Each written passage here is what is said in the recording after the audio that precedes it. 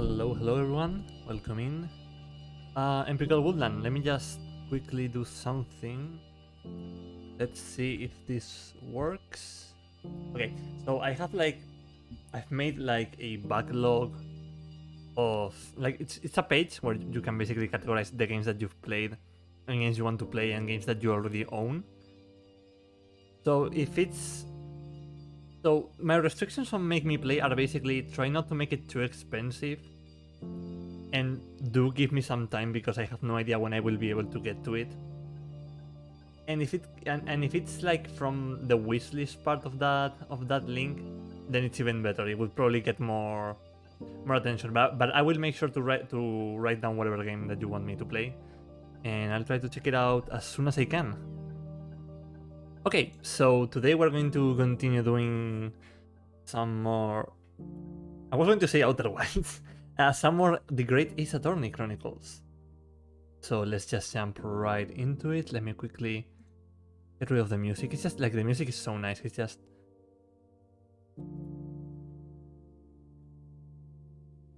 It's so good. Okay, actually, let's jump right into it.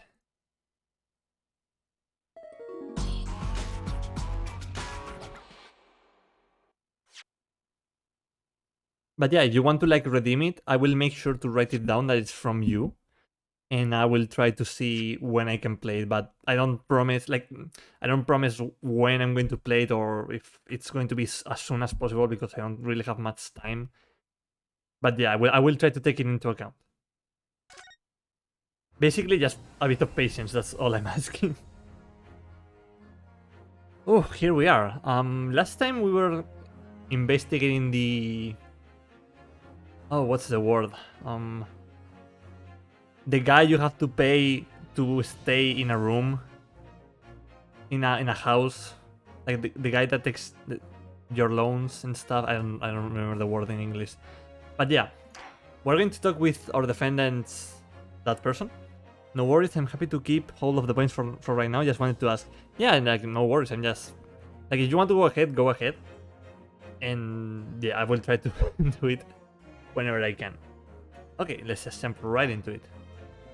The Adventure of the Clouded Kokoro. Oh, that name is so good. Bum bum. Okay. Ooh, so let's examine a bit first. Look at that enormous screen. I think I said that like very weirdly. Hold up. It must have been put there deliberately, surely. Yes, it certainly seems like someone's trying to hide something from you. What could be behind it, I wonder? I'm going to have a very quick look. Just a little peek. Maybe let's not, Miss Susato. I think the maid is going to head us off with a cup of tea. But like, what's this? Like, this seems like a piece of like chalk, or well, maybe it's a candle. Maybe it looks more like a candle. That portrait of Mr. Gary Deb. Gary Debt, like the guy that you owe some debts to. It's glaring at me, I swear. But you notice that all the little frames contain photographic prints of Mr. Gary Depp as well. Yes, and there seems to be a statue of a lion on the mantelpiece as well. Oh yes, seemed to come back from the local pawnbroker with a little trinket. Seem to come back? What do you mean? The chap who runs the place is a Bally Wizard. Wait, the guy who runs the place is Timbo the Wizard? Went in to sell him something and came out with a thing. In point of fact, now I think about it, I rather often find myself leaving the place with something I don't need. Maybe you're just a compulsive buyer, Mr. Garideb. The lion ornament clearly does seem surplus to requirements. Susato-san doesn't pull her punches. Or her throws, for that matter. That's... Ooh, he has like a medal. That looks like a Medal of Honor, and it's showcased on a very grand banner. Yes, it's displayed with some pride, I would say. Although it bothers me that it's not straight. Yeah, like none of the paintings are straight. This is bothering me very much. What? That old thing? Sorry? I should be glad you see the back of it, but the general would turn in his grave if I dispose of it. What's the best place for it? Keep the bully thing out of my way. So it's just been polished to shine by accident, I suppose. There appears to be an inscription on the medal itself. Look. Let me see. It says, "For distinguished participation." Sounds like the kind of honors even I could be in line for. Ryunosuke, why do you do this to me? Well, one doesn't like to blow one's own trumpet, but I was given that for my time in the army. Can't measure an officer, but I don't know what voice to give this guy. He looks like a moon. Like his whole face, like the profile looks like a moon. Can't measure an officer by the number of medals to his name, of course. Common knowledge is in military circles. That uniform looks fairly ancient, doesn't it? It's clearly been well looked after, though. That old thing? Pah, not much better than rags, really. Oh? Wore that ceremonial garb at my retirement bash, you know. But I'm not one for dwelling on the past to me. Would have gladly thrown it out, but you know how it is. Anyway, doesn't hurt to have the odd piece of memorabilia. I think I'm pronouncing that right. Memorabilia lying around, doesn't it? Oh, I see. Perhaps we should leave the past in the past. He has like a whole ass cannon. That's a full-size cannon. What's it doing here? Oh my, it's real. I thought it might be a replica. That old thing? Bah, that's little more than a toy. Sorry? The army was selling it off when I retired, so I decided to give it a new home. Never know when the enemy might attack next. Jolly useful to have a cannon about the house. Really? It isn't overkill? Be prepared, I always say. You never know what this twisted world is going to throw at you next, boy. Do you think there may be trouble brewing, Mr. Garideb? Always is. Take Joan here. Never fails to have a clean apron in reserve. Drives them over the barrel, you see. They drive very well on the cannon there, Joan tells me. Which rather proves my point, I feel.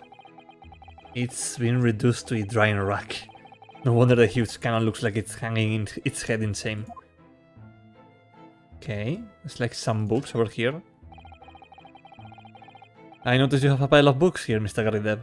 Do you enjoy reading? Ever experienced a London winter, boy? The nights are long. No better way to pass the time than in front of the fire with a jolly good book. Oh, there's a copy of Rand's magazine here, I see. No doubt Mr. Garideb enjoys the adventures of Sherlock Holmes too. The great detective has a great many followers, it would seem. Let's see. Nothing else?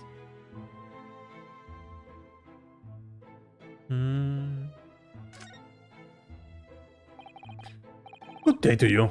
John Garideb, at your service. Pleased to meet you, sir. This is Ryunosuke Naruhodo. He's a defense lawyer. Do excuse me for not getting up. Took a shot to the knee a few years back in the Battle of Maiwan, don't you know? I took an arrow to the knee. Earned a medal for my pains, but had to withdraw from service. Handed over the reins to the up-and-comings. So he's a retired soldier. It's a hell of a job getting up and down the stairs now, I can tell you. Don't get out much, as you can imagine. Yes, it's quite a climb up here to the second floor, isn't it? I was panting at the top of the stairs. You really must take more exercise, Mr. Naruhodo. Do you think so? Well, Mr. Garideb, no doubt you were very courageous to earn yourself a medal. Oh, it was nothing. The medal just folderol, really. Wouldn't like to offend the general, though, so I grudgingly displayed it on the wall. Why don't you fetch it down, Joan? Let these good people see it properly. Joan, fetch it. Ah! That's it all, woman. Be careful. She nearly tried to kill him. Oh, dear me, I do beg your pardon, sir. You jolly nearly took the skin off my hands. I should be more careful, sir. So anyway, there you have it. Living the quiet life now. Yes, I see. Now then, I hear you want to know about the chap lodging downstairs. Is that right? Yes, we would be very grateful if you could answer some questions for us. Only to please, naturally. Especially if it helps to get the peace here in Blighty. Blighty? Blighty. We've forged an alliance with the Empire of Japan recently, as I'm sure you're aware. So this case is very much in the public eye, as it were. Oh, is it? Even had some famous detective poking around, you know. In this old house, would you believe? Oh, sorry. Yes, Mr. Sherlock Jones. Could have been. Didn't catch the chap's name. Not really my cup of tea, all that detective business. Oh, but you have a copy of Rand's magazine here, so... No, Anyway, the chap's investigating the foreigner's room as we speak. So he's in Suzuki-san's room. It's a ball of nuisance is what it is. The whole neighborhood's switching its curtains now. I don't like all this fuss. It's jolly unsettling. About Mr. Natsume. About Mr. Natsume then, Mr. Gardev. Please, do tell us.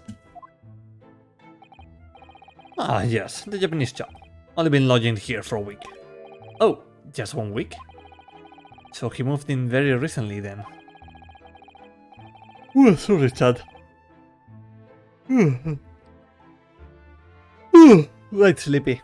Well, I have 2 lodgers most of the time, one on the ground floor and one just below us. The first floor became available a week ago, you see. I mean, That's it all, Joan, do be careful. Oh, my goodness, I'm terribly sorry, sir. Did you want to know my opinion? I thought he was a shady sort from the moment I set eyes on him. Oh, why? He seemed to have a most nervous disposition, always shaking and looking over his shoulder. Even had shady written across his sweat-soaked brow, if you ask me. I said to myself, John, that man is trouble. Sooner or later, he's going to do something untoward. And I'm really wrong about anything. We won't be calling this man as a witness, that's for sure. Was there anything else that struck you as suspicious about the man at all? Yes, oh yes, indeed there was. And she's dying to tell us. The shady lodger. Had you noticed anything else at all about your lodger, Mr. Natsume? Oh my word, yes! The man was shadier than an orchard. Orchard, I don't know. Could you elaborate? Well, the man's room. Absolutely stuffed full of books it is.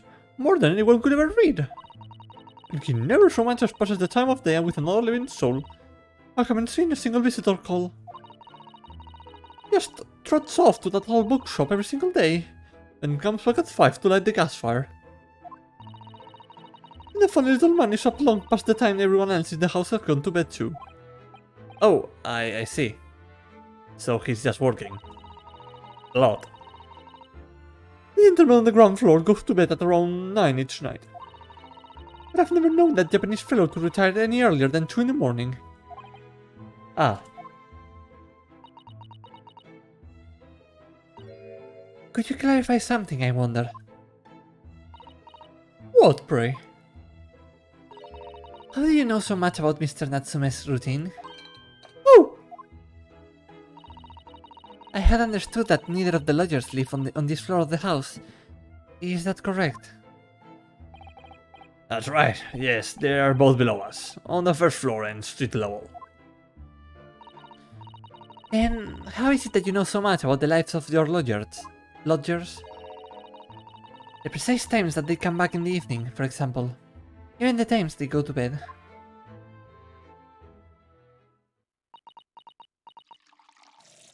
Ah! Good grief, Joan. Be more careful, woman. Oh my goodness, sir. I'm very sorry, sir. Yeah, they are dodging the question. Something doesn't add up here. The incident 2 days ago. Ugh. It seems that the incident took place at around 5 in the evening. Did you happen to look out of the window at around that time? The window? Oh, no, I didn't notice that there were like... all of this was broken over here. Yes, we noticed that the window over there looks out over Briar Road. The incident took place on the basement, just on the far side of the street. Was there anyone suspicious loitering nearby? 5 o'clock is dinner... 5 o'clock is dinner time in the Garridab household. 5 o'clock is dinner time. I've literally had dinner like at 8. So I'm afraid I don't remember seeing anything. How about you, Joan? No, sir. It would have been dusk outside already at the tower. With the fog as well, I should think it would have been quite impossible to see the other side of the road. Oh, I see. Did you notice anything else out of the ordinary then? Such as... anything at all, even if it seems unrelated. Well... Yes? Was there something then? Well, it's nothing particularly significant. But around... Ah! For the love of God, Joan, what's what you're doing? Oh dear me, what have I done? I'm awfully sorry, sir. Be more careful, woman. Of course, sir. If I may, Mr. Narrow Hollow. Oh, yes? I have an exceedingly good memory, and as far as I remember, nothing of any significance took place here at the tower. Nothing at all. Oh, really? Mr. Garida? The way you were talking before, it sounded rather like there might have been. Oh well, as I was saying, it was just a trifling matter really. Nothing of... Ah! Joan! That's it all, what's the matter with you, woman? Begging your pardon, sir. Nothing happened. Yes, quite. Nothing happened. We sat down to a quiet, uneventful meal. Joan? Joan? I think I'm going to call you Joan. Oh, that's right, Mr. Garridab. What is the matter with these two? It sounds like something happened here in this room on the evening of the incident. But what? I wish I knew.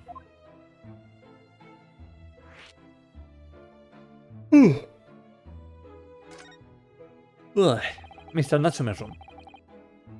Could you tell us which floor Mr. Natsume's room is on? Why, certainly. Just below us on the first floor. And Mr. Solms is investigating there, even as we speak? Yes. Told me Nat's his name had asked him to look into the matter, so I gave him the key. Mr. Natsume has engaged Mr. Solms' services? That's a blatant lie. We did it alright if we also had a look. In Mr. Natsume's room, I mean.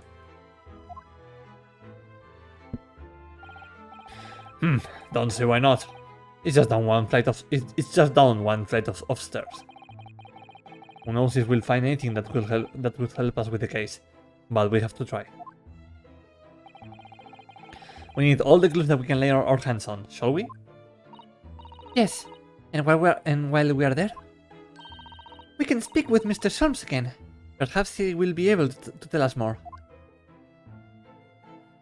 Okay, let's see. So I want to investigate first. Ah, here it is. Oh, look! What a wonderful collection of cakes lined up on that gleaming silver cake stand. Lined up? It looks more like someone has half demolished them to me. Afternoon tea is a time of indulgence, you know. It is quite the English way. It is Mr. Garrideb's custom to take 2 cakes with his tea. That sounds delightful. Oh, wait a minute though. There are at least 10 cakes on this stand. Well, naturally. It would never do to waste the it would never do to waste the leftovers. So whatever Mr. Garrideb does indeed, I say to myself, Joan, you should have to tidy up. How magnanimous of you.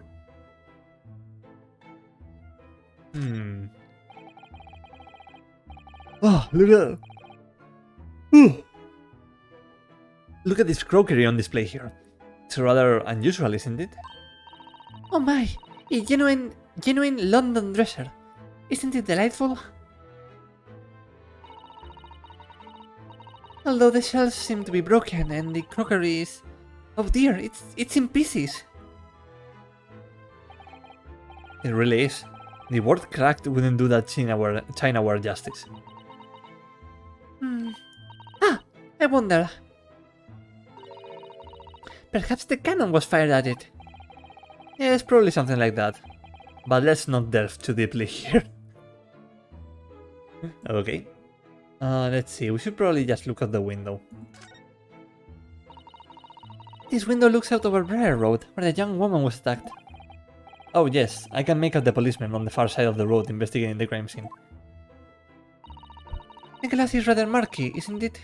Can't see very clearly. Does this thing open at all, I wonder? I shouldn't underestimate the bitterness of a London winter, sir. Sorry? As soon as you open that window, the tea will freeze in the pot. No Londoner would go opening windows at dusk in the middle of winter, I assure you. Seems very unlikely that these two would have seen anything of the incident then. Okay, let's go meet up with Sholmes. The new location has been added.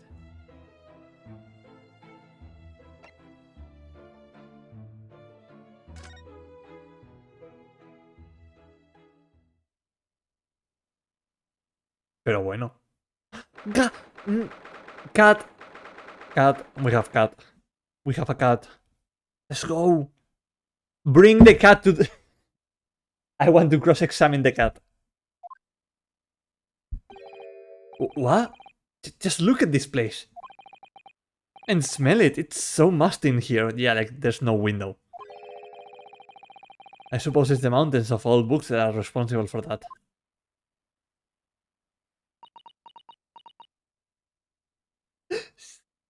Is she looking at the cat? I don't think I've ever seen so many books in all my life. No, me neither. It's so dark in here. It's so dark in here too.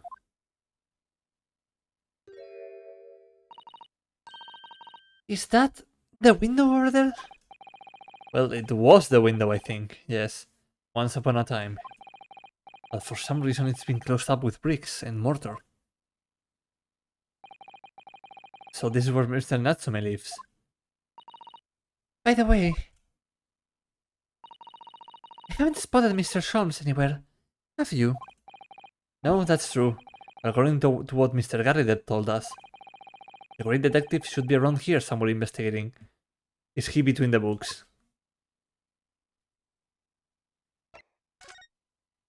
Okay, I'm just... Where is Sholmes?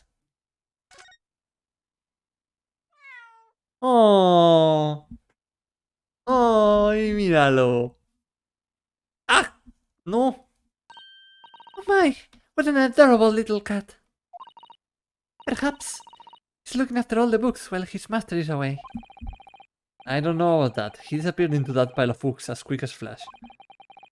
It was a tricolor Mickey, wasn't it?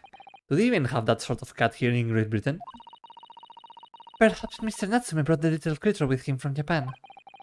That's made me feel homesick now.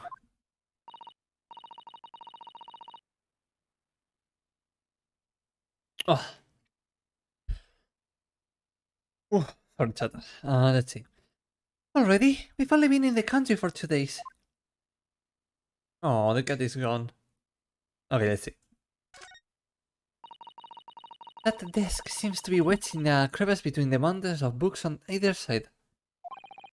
I suppose Mr. Natsume would sit here and read while stroking his cat. But surrounded on all sides by these towering old tomes, surely he dreamt of books every night as well. Yes, he must have done, mustn't he? Oh, what's this?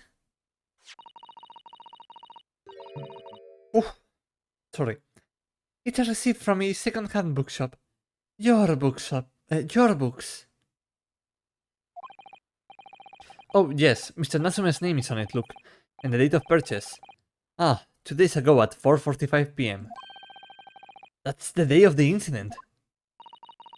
It's just a short while before he was embroiled in the terrible attack. He must have been on his way back from buying some old books.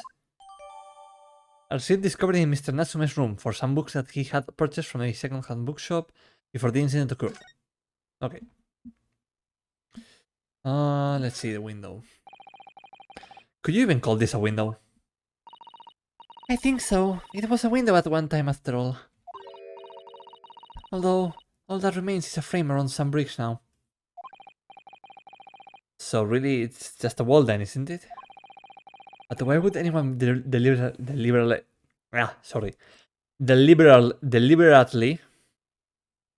I cannot speak today, sorry. Deliberately break it up like that? I'm afraid I have no idea. Huh. Perhaps Mr. Natsume painted the bricks design on in a fit of whimsy. Ugh, that's alarmingly feasible. Anyway, whatever the reason, the lack of ventilation in here makes the place very oppressive. Thus, I imagine being cooped up in a room like this would be extremely tiring.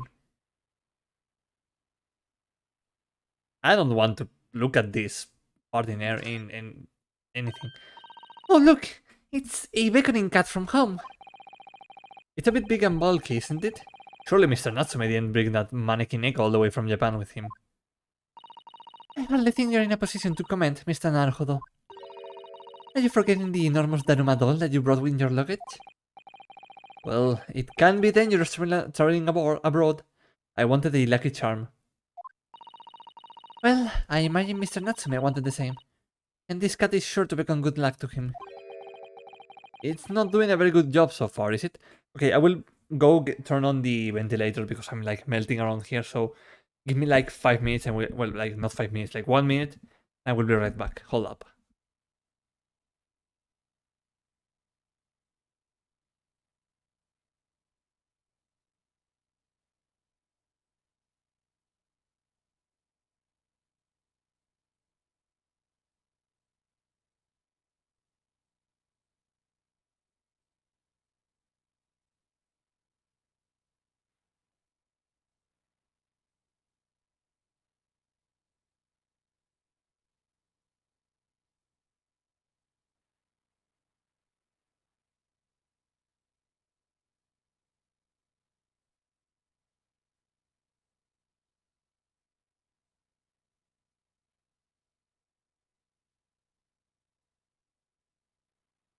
Okay, I'm back. Hopefully it doesn't sound too loud on the stream.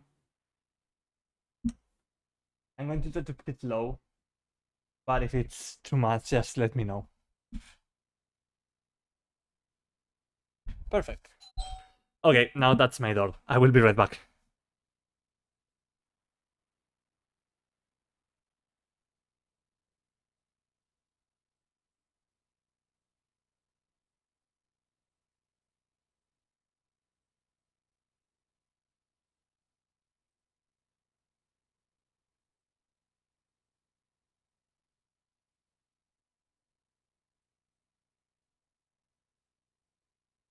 Okay, I'm finally back. Let's see. You mustn't say such things. I didn't say a word. Why are my eyes such a giveaway? You're the body language of Ace Attorney characters is like very expressive. Okay, let's see. Look at all those books stacked up there. They almost reach the ceiling. They're all works of English literature, and they all smell so musty. Musty? I don't know English. With this volume of books to hand, you would never be short of reading material, would you? No, what a dreamy idea. A bad dream, maybe. For me, at least. Mind you, I don't imagine the books. The book that's at the bottom of the pile now will ever be read again. Ah, so reading it is an experience that counts but once in a lifetime. Just as the tea ceremony teaches us. I certainly didn't expect the conversation to turn down the path of the tea ceremony's philosophy. There's like a switch here. This appears to be some sort of meter on the wall here. It looks very robust. I wonder what it's for. There is a slot for inserting coins here too. Okay, let me just do something real quick with...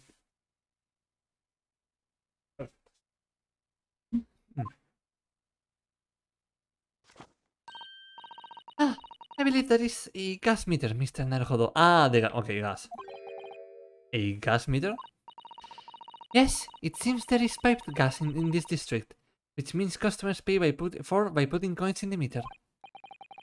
So, if we were to put a coin in the slot,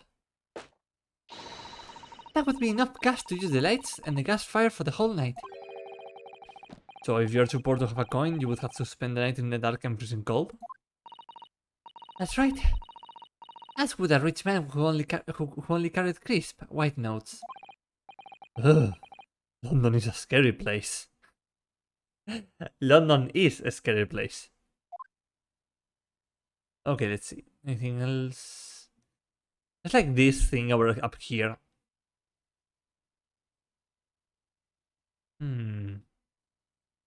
Oh. Look at all these balls of paper on the floor. There are notes scrawled all over them, in English. It looks like the waste paper basket is so full they've just fallen out.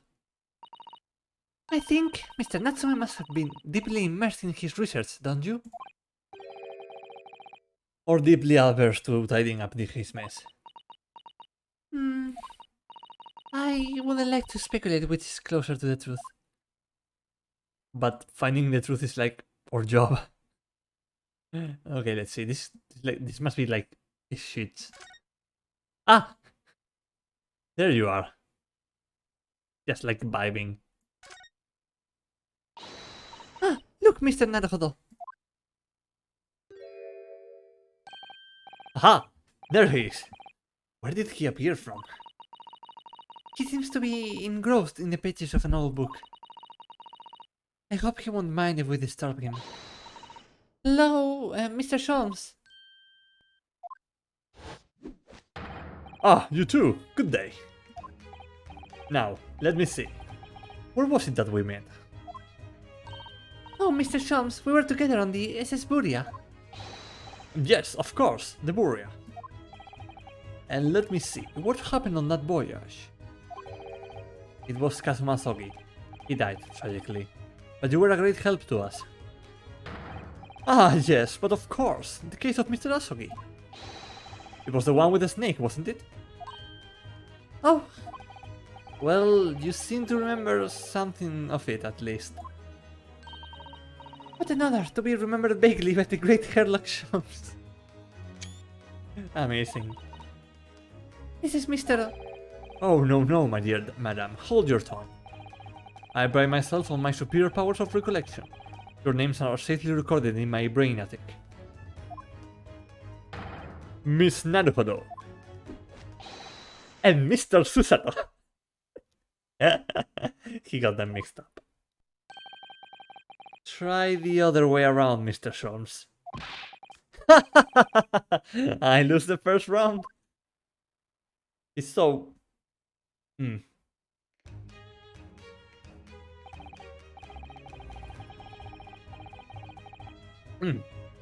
Okay, I was drinking some water. In truth, I had hoped to invite you both to my bakery street too, the day we arrived in London. But some Scotland Yarders ambushed me at the railway station and whisked me away to a crime scene. Okay, let's see. It was an entirely trivial case, of course. I solved the matter in no more than 30 minutes. So they apprehended Soseki-san in that short an amount of time? I'm afraid the pursuance of a new case has dulled my recollection of my past involvements a little. A little? It is a mistake to think that one's brain attic has elastic walls and can distend to any extent. I do my best to forget useless facts. Lest they should elbow out the useful ones. Yes, those are my own words of inimitable wisdom, you know, from an adventure entitled A Study in Scarlet. Please, there's no need to quote yourself. Perfect, that's like a perfect reaction pic right there. I don't always remember my pearls of wisdom, but fortunately, my associate pens them beautifully. He means Iris, I suppose. Mr. Sholmes, we have some extremely important questions to ask you about the trivial case you just mentioned. Goodness, what an earnest expression. My dear madam, I should be only too pleased, and this murky room is an apt place to discuss the murky case. Converse. Mr. Natsume's arrest. We know this to be the lodgings of a Japanese foreign student by the name of Soseki Natsume. It seems that you assisted in his arrest, Mr. Sholmes. Or the stabbing of a young woman outside here on Briar Road. Natsume. Yes, I believe it was the name rather along those lines. But Mr. Natsume denies it. Was it really justifiable to arrest him on so little? I'm sorry, Miss Susto. I have not the slightest idea what you mean. What? I can't believe he was looking Susato-san squarely in the eye while feigning ignorance. I assure you, I am not merely feigning ignorance. It would appear as if the pair of you are under some misapprehension. Oh? How? I assure you I have no recollection of accusing your stupid compatriot of the crime. But that doesn't make any sense. The good detective of Scotland Yard made the following request of me, and I quote verbatim. We need you to ascertain the identity and whereabouts of a man seen fleeing the crime scene. Ah, a man seen fleeing. There were a number of books scattered on the pavement at the scene. On the book plates, I was quickly able to determine the bookshop from which they had been purchased. On speaking with the proprietor, I was immediately led to this address. Elementary, wouldn't you say? I believe there is a receipt around here somewhere from the establishment in question. So you don't think Mr. Natsume is the culprit then? That I cannot tell you. But it was aggravating my faculties. Hence why I returned here. However, this place is such a trove of fascinating books. I found myself quite lost in bibliophily. Yeah. Do not be deceived by into believing that I am a man of leisure. No, no, no. Oh dear. Mr. Garideb, the landlord. Landlord, that's the word I was looking for earlier. Ah, tell me. Have you encountered the landlord of these lodgings? Yes, Mr. Garideb. A retired military man. It was the first time I've ever met a soldier from the Great British Institution. That is the services. It was the first time I've ever met a maid from the Great British Institution, that is... service.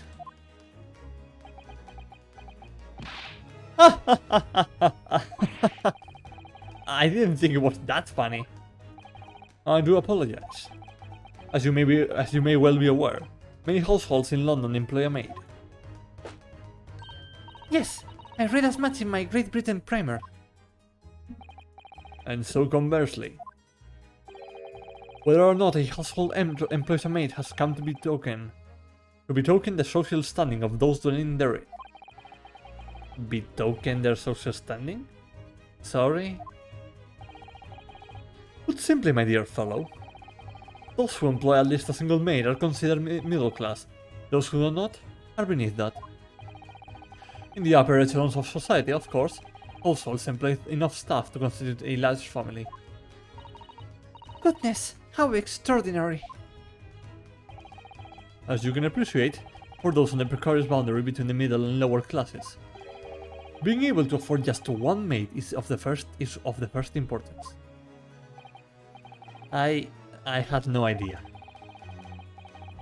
Oh, and it is. Sorry. It is precisely for that reason that I find great stimulation in the situation upstairs. Specifically in the retired army veteran, Mr. John Gary Debb. Oh? A fable? A fable as he is, the fellow is hiding something. Whether or not it imposes on the circumstances of this case, I am as yet unable to ascertain. I am thoroughly lost on what he means to say. The dinghy room. This room is thoroughly suffocating for the soul, my dear fellow. I assure you, a man whose lot is to dwell in a place such as this will stab somebody sooner or later. Mr. Natsume has stabbed no one. Ah, but sooner or later, as I said. I don't believe that's the issue here. About this dark little room, Mr. Sholmes. Why is there no longer a window? Do you have any idea? No window.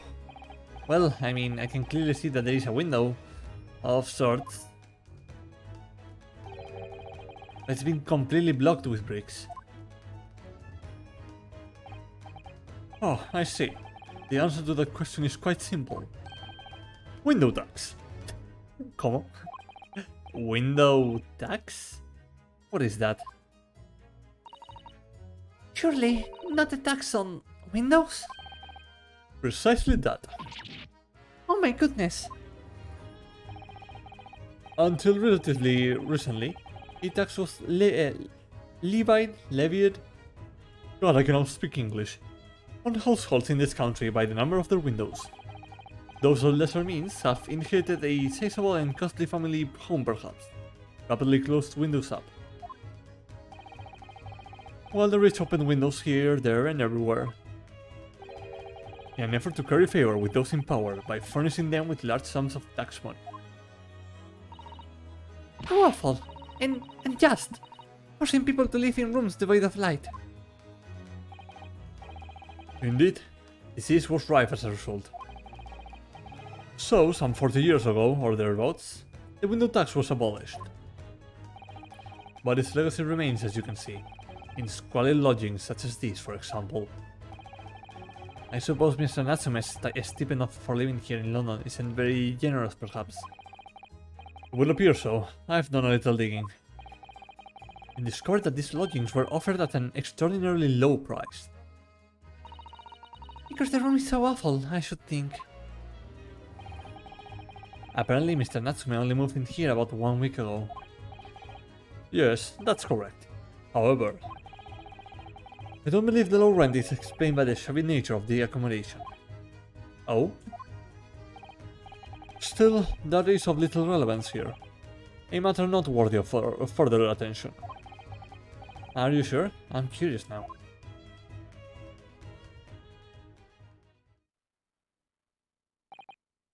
Well, I believe I've told you all I can now. Thank you, Mr. Sholmes. Ah, yes, Mr. Naruhodo. Was it not your intention to become a practitioner of law? You remember that, did you? Will you perhaps be offering your services in this very matter, I wonder? The occupant of this room, Mr. Natsume, was it? I'm not sure. Not sure? On what grounds? Well, I actually defended someone in court here only yesterday. Really? Well then, I congratulate you, sir. An ambition realized. And so promptly too. Thing is, it's really made me question things. Am I right to believe in my clients? Trust in their innocence? Yes. Trust. Mr. Jones, Natsume didn't do it, did he? My dear fellow, I haven't the first idea. Oh, but I thought that's why you were here. Didn't you come back to investigate? Ah, yes, that was indeed my initial intention. But there are simply too many fascinating books here. I couldn't possibly ignore them. Oh, I see. Nevertheless, there are two facts that I can state quite unequivocally. Fuck English. The man who fled the scene of the crime 2 days ago was the Japanese occupant of this room. And there are witnesses who swear to having seen the same man committing the crime. That is all I can say. Ah, and one more thing. Oh, what is it, Mr. Solms? Do tell us. I cannot say with any certainty whether or not it is of relevance to this case, but I am quite sure that the retired army man who owns this property is hiding something. Mr. Gary Depp is... Mr. Solms said as much before, actually, didn't he? Anyway, at present, that is really all that plays on my mind in relation to this case. Mr. Naruhodo, as yet, our investigations have uncovered nothing that could help establish Mr. Natsume's innocence. No, you're right. Perhaps it's time we probe a little deeper into Mr. Gary Depp's secret. Just remember, I cannot be sure whether the landlord's secret will prove to be of relevance or not. But I wish you every success, of course, Mr. Naruhodo. A busy man indeed. He's gone back to his book in the corner of the room.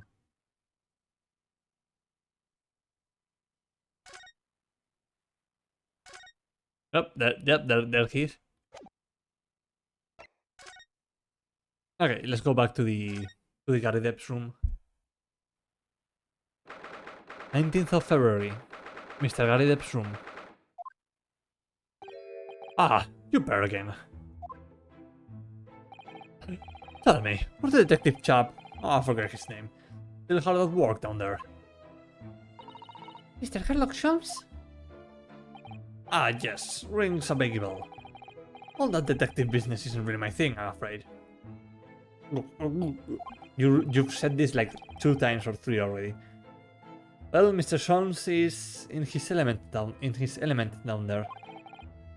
Jolly good show. Another cup of tea if you please, Joanne. Now then, why did you tell me what? Ow! For the umpteenth time, woman, will you watch what you're volley well doing? Hey, good evening, Siluito. How are you doing? ¿Qué tal? ¿Cómo estás?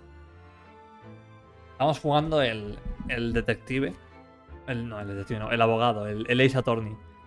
Ace Attorney Chronicles, que es básicamente el mismo juego, pero en los años, creo que es el siglo XX, es el comienzo del siglo XX. Y somos un estudiante japonés que ha venido a estudiar ley a Gran Bretaña. Y estoy haciendo voces muy malas, así que lo siento mucho por eso. Todo bien, y yo como estoy. Bueno, estoy bien. Supongo que un poco calorado, hace demasiado calor por aquí. Y un poco de bajón últimamente, pero por lo demás bastante bien.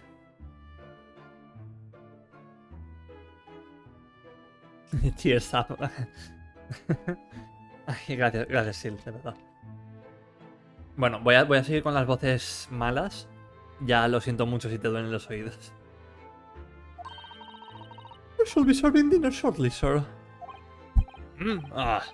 Yes, of course. Rightfully rude of me, but I'm afraid I shall have to ask you to take your leave. If you'd be so kind. Oh, yes, of course. We are deeply grateful for all your assistance. Not at all, not at all. Don't get much chance to talk with young foreigners like yourselves. It's been a pleasure. Best of luck and all that. Perhaps you could see yourselves out. According to Mr. Jones, Garrideb is hiding something. And since no other avenues of investigation seem to open to us at the moment, perhaps we should do some digging. Alright, let's see. Wait. Wait.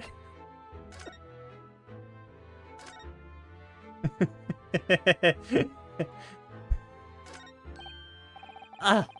What's he doing over here? Over there. Mr. Jones! Aha! We meet again, my dear fellows. Good gracious, what? When did you sneak in here? Sherlock Holmes, sir. At your service. Whatever were you doing over there by the window? I am given to watching the evening sky as the sun sets, madame. Yet sadly, cheerful as the room downstairs undoubtedly it is. It lacks an aperture for such observation. So I took the liberty of borrowing a small corner of space by the window up here. Well... Keeping an eye to one's windows at dusk is the prudent thing to do in London, I'm gathering. Ah, and one other thing, Mr. Naruhodo. Oh, me? I thought perhaps you might be in need of a certain great detective's great mind. Wait, he's not talking about... Is he? I didn't expect to be going through that again so soon. Oh boy. Here we go again. Do you mean Mr. Jones? There's a mighty secret in this modest room. My eyes see even the most trivial of trifles. I take it you're prepared, Mr. Naruhodo? I think so. There's just time enough for one of my greatly admired great deductions. Let us conclude the matter before dark.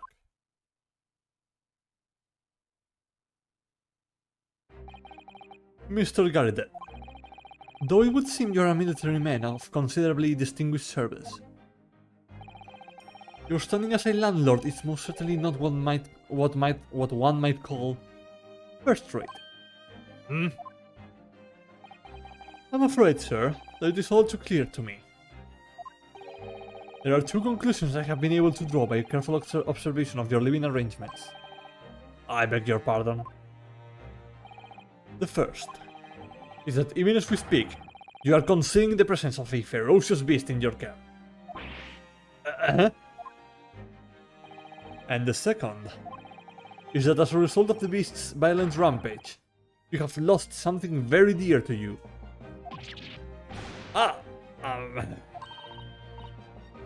Mr. Naruhodo, look! The old man's broken out in a cold sweat. Unbelievably, it seems Mr. Sholmes' conclusions are both spot on. How? How could you possibly? How could I possibly know, you mean to inquire? The answer couldn't be simpler, sir. For in the dense jungle of logic and reasoning, I am the king of the beasts. I know only too well that wild beasts are not so easily tamed. So, shall we begin? Once again, Sherlock Holmes is proud to present his logic and reasoning spectacular. A great deduction. The game is afoot. Topic 1. Nature of the beast. It certainly shouldn't take a great detective to see. ¡Ey! Label, bienvenido. Habla español, pues tengo que hablar en español.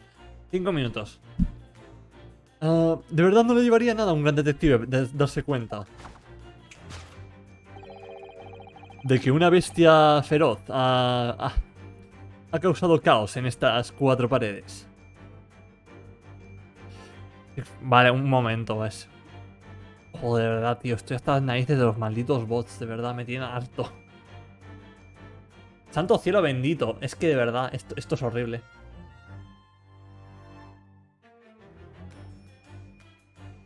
¿Por qué hay tantos bots ahora de repente? Tipo... ¿Sabes cómo se arregla? Teniendo moderadores, lo sé. Estoy muy seguro que está teniendo moderadores.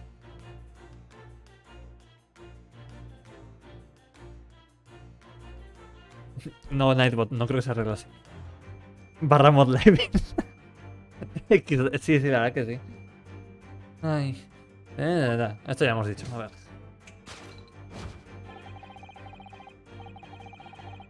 Y así nos enfrentamos a una pregunta. ¿Qué forma puede tener esta bestia? Ah, para un hombre con... conocimientos, no. Con crianza militar. Tus ojos no son... uncommonly candid. Están... sospechosamente alterados. Creo que significa... Creo que candid es alterado. Ah, yo...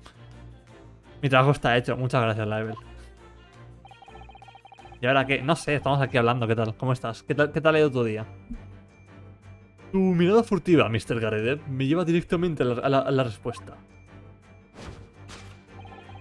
La verdadera naturaleza de esta bestia que corre no es como rampant, ¿cómo se traduce? Ah, que corre libre por aquí. Es revelada en esa estatua de león. Sí, a pesar de que seas un hombre de la armada, apareces no muy impactante a primera vista. Es un hecho que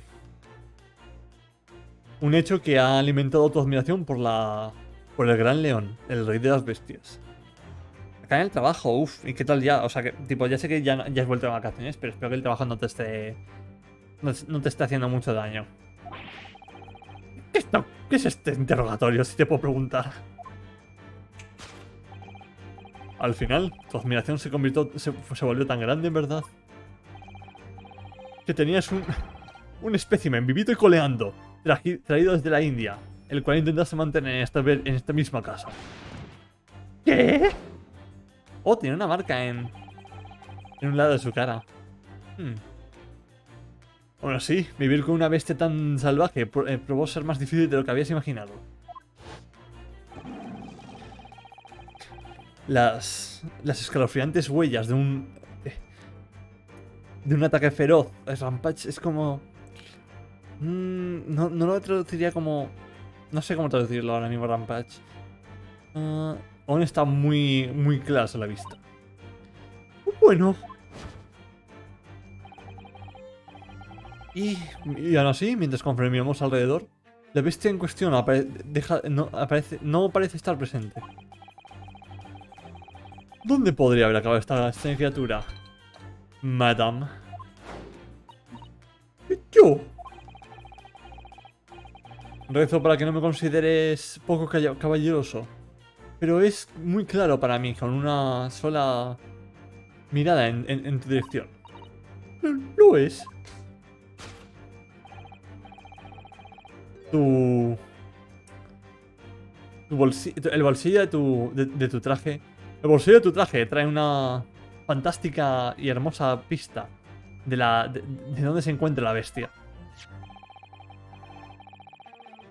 Pues sobresaliendo de él es un handbill, un anuncio patrocinando un show de un circo.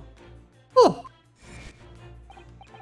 Sí, buscaste deshacerte de este terrorífico león, Mr. Garrett. En el circo de Batty. Un show mercantil, no. Un show viajante que se encuentra en el parque más cercano. He observado sus tiendas de campaña. Vendiste al salvaje león, señor. Al circo. Al circo. Le vendiste al circo. Sí. Yo de verdad que no lo hice.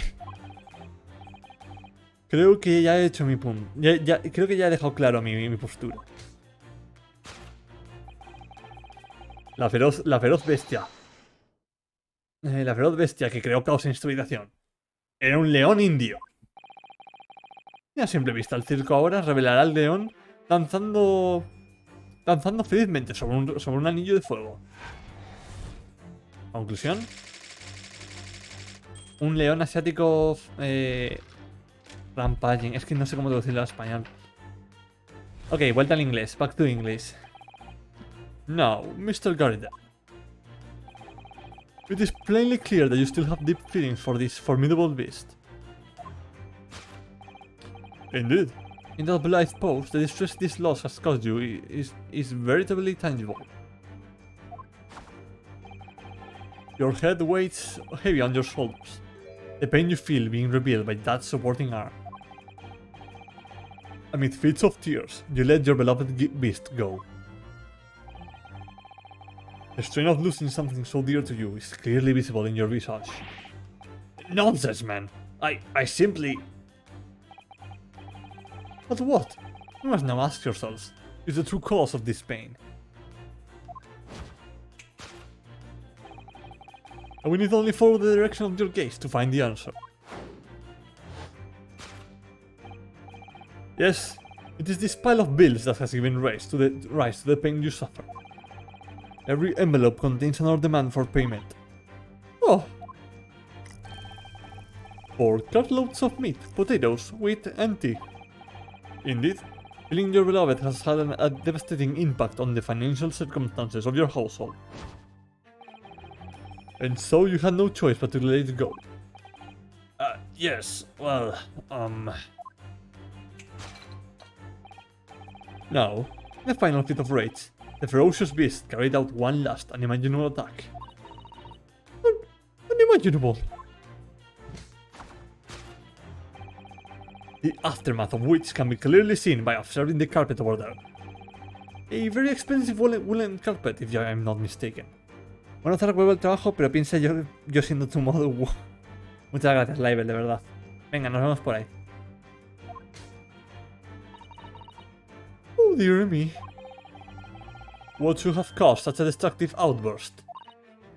Oh. This time, madam, I'm afraid it is you who has inadvertently revealed the truth to me. Your wondering eye has settled upon the answer very neatly indeed. Yes, to explain the dire state of the carpet, we need only look at the Tower of Cakes. Oh! There is no creature more dangerous on this earth than a beast with an satiated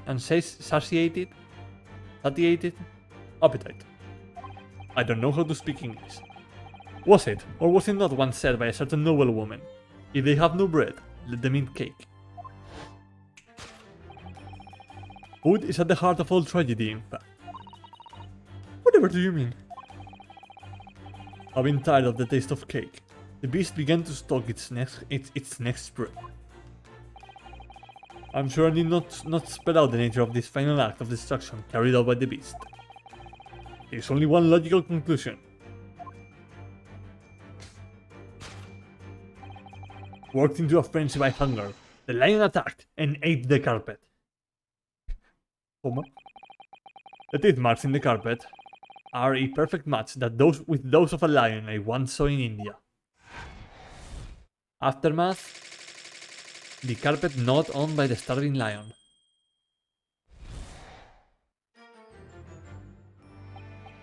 Thus concludes Sherlock Holmes' great deduction of this beastly puzzle.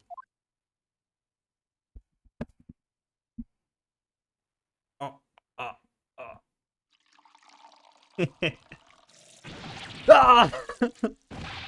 What is the matter with you, John?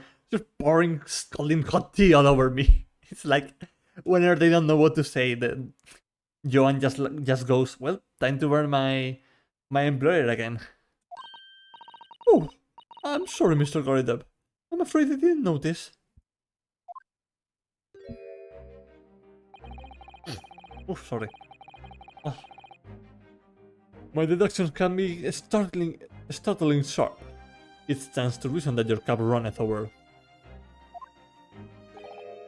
Indeed, my revelations can make people still spill tears at times too. Oh. Mr. Soames, sorry to butt in again, but could I make an observation? Why, certainly, Mr. Naruhodo. What is it? Again. Well, your deductions just now. Do you really think a lion could have fit inside a room of this size? Indeed. It is the only explanation for the facts. The terrifying truth all too often lies beyond the realms of common sense. But wouldn't it be an idea to consider what lies inside the realms of common sense as well? But if an uncaged lion had run amok in this very room, surely Mr. Garrideb and his mate would have been hurt, or worse. Oh, that's where you're stuck. No doubt the former military man held his own against the beast using that large cannon. I thought you said that they sold the lion to the circus. And what about the food? Meat and potatoes are one thing. But I don't believe I have ever heard of a lion that drinks tea. Ah, my dear Miss Susato.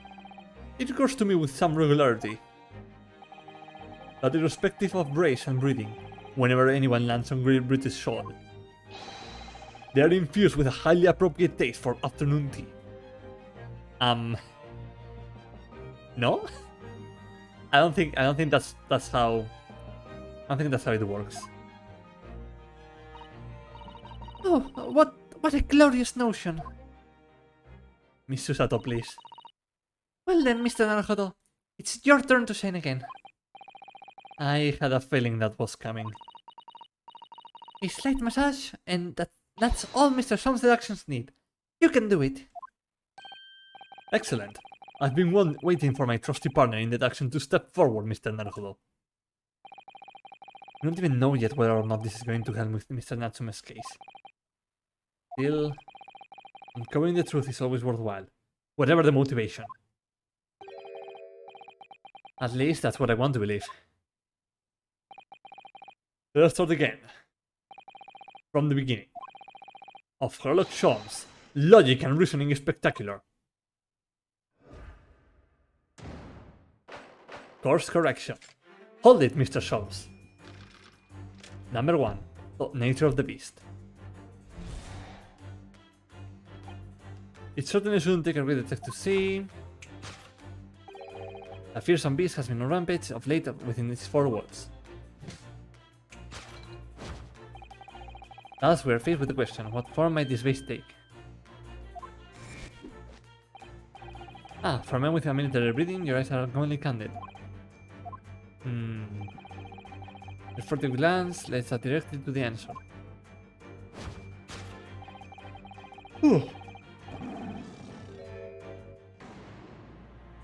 I think it might be the drawing that's behind the lion statue. I really didn't see the lion thing coming. No, but if you observe Mr. Garrideb's reaction, it rather seems as though some beast did indeed run amok in here in this room. Yes, something with a very fierce nature. But it couldn't have been a lion transported from India. So what was it then? We must follow Mr. Garrideb's gaze. That will lead us to the true answer. Aha. Let's see.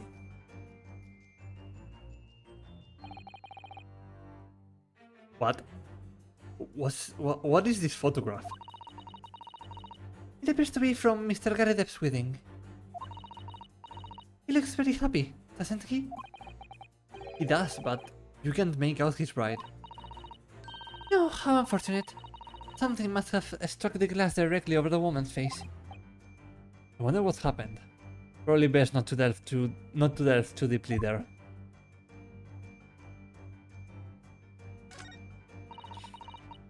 The glass is broken, so you can't see the bride's face at all. But no amount of cracks could hide this woman's plump form. I think powerful would be kinder than plump, Mr. Naruhodo. Yes, she certainly looks that. There's a lot of horsepower there. Not someone you would want to upset, that's for sure. Oh look! Have you noticed her wedding ring? It's very large, isn't it? Yes, that's an unusual design. It looks like some sort of embellished sunflower.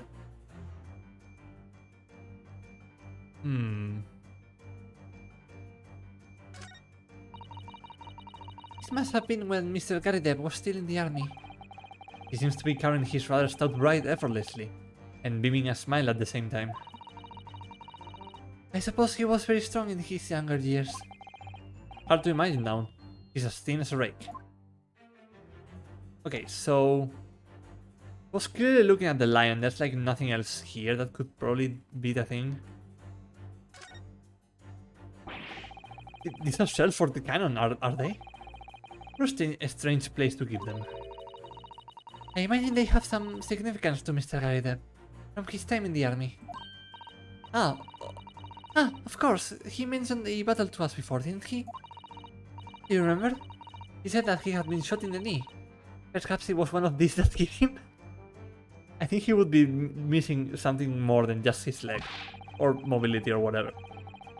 If a round that size had hit his knee, there would be nothing left of it. Or Mr. Garida for that matter. Mr. Solms has a Persian slipper, and this man has spent shells. Perhaps it's customary in Britain to display, well, rubbish on the mantelpiece. So clearly it must be... Take that! Nope. Behind the lion statue on the mantelpiece, almost deliberately hidden from view, is a photograph. Though I have yet to examine it in detail, I can assure you that it holds the answer. Because I'm employing an extremely advanced detection technique called jumping to conclusions, you see.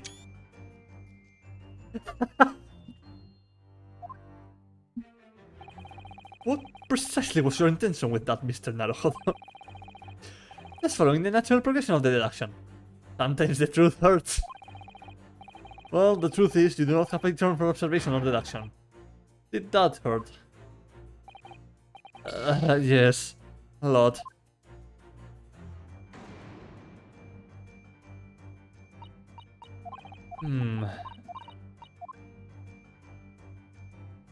Okay, so it has to be... There's like nothing else that we can present, so it's either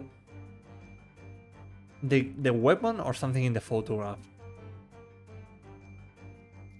I'm going to save. Can I save? I cannot save. Take that! Nope. Yeah, we know. I'm going to save right now.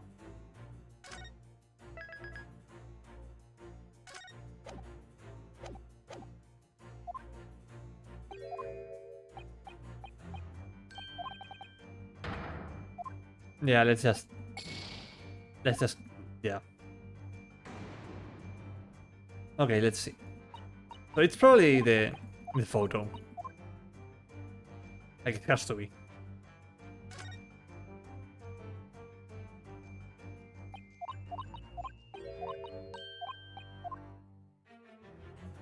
Take that!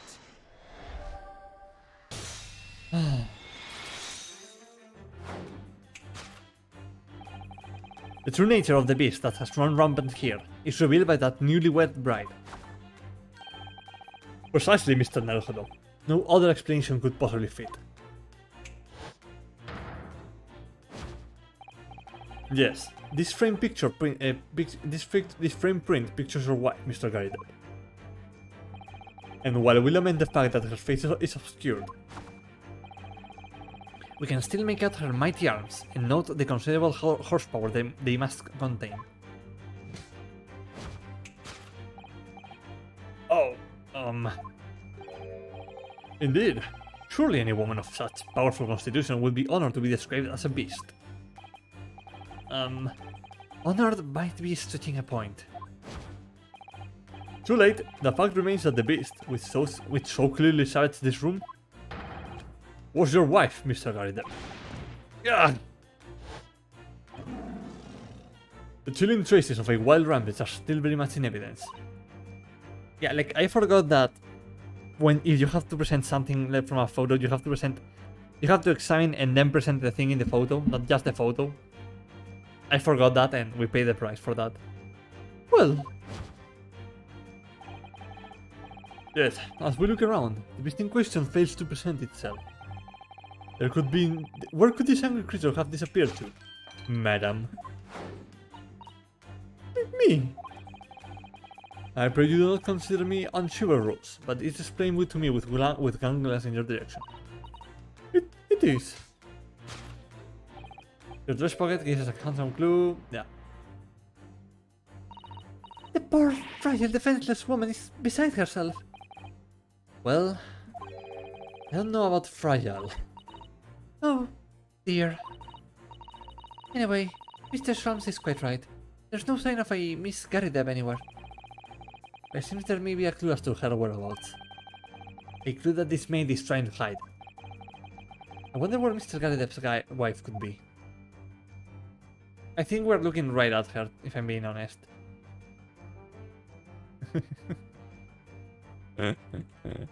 Oh boy. Okay, let's see. Aha.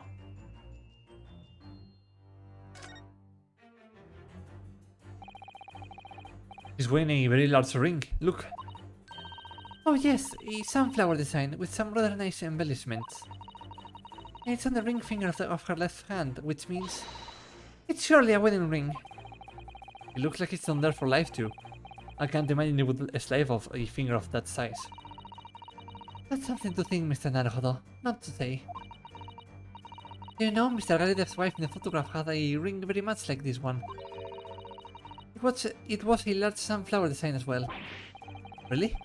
You have a great memory for these things. A large sunflower wedding ring. It's quite a coincidence that they have the same ring, isn't it? Take that! Your wedding ring is just a handsome clue as to what the base current whereabouts. Your wedding ring... I've already read this. Oh! Indeed it does. That flowery band gleaming on your finger gives you away.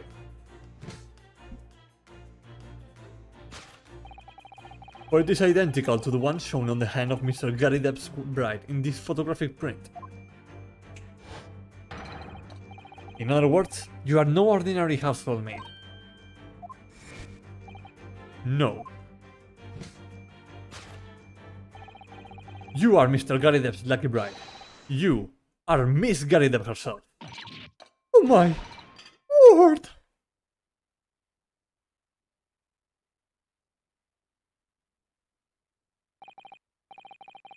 Well, jolly fine detecting, sir.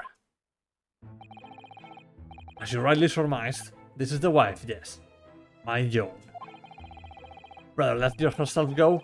I might say, but she was a bally corker. Ah! It would appear that you don't live in the most comfortable of circumstances. After all, you are a retired army man, yet you're in the business of renting out rooms. Ah. I would assume. Oh, sorry. Very sorry about that, chat. Let's see. I would assume, therefore, you have insufficient means to employ a maid. Would that be correct? It's not right, I tell you. I was second lieutenant of the 3rd Regiment. A man has his pride, don't you know? By golly. It's a sorry thing when a chap that can't even afford to have a single maid in his employ. Yes, here in London one is rather judged. His household cannot be considered worthy of society if it employs no staff at all. Though, in my considered opinion, such concerns about appearances are a folly. You mean Mr. Garrideb has his wife work as his maid? Precisely.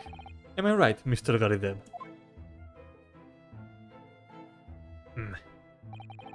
Only in company, obviously. But listen here. This must remain a secret. Tip-top secret, please. Conclusion. The raging wife of Mr. Garrideb. Topic number 2. The aftermath. Now, Mr. Garrideb. It is plainly clear that you still have deep feelings for this formidable beast. Indeed, in that blithe pose, the distress this loss has caused you is veritably tangible. Your head weighs heavy on your shoulders, still being revealed by that supporting arm. Mr. Solms is quite something. He's still calling Mr. Garrideb's wife a beast. Yes, as a woman that feels rather uncomfortable. But Mrs. Garrideb is standing beside her husband as we speak. In other words, hasn't lost his beloved at all, has he? Oh, how true. So perhaps that supporting arm that seems to be propping up his head has some other significance then. According to Mr. Sholmes, Mr. Garidev's pain is tangible, though. What could that pose of his really signify?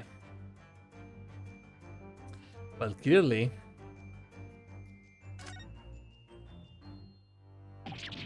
Oh my, look at that bright red mark.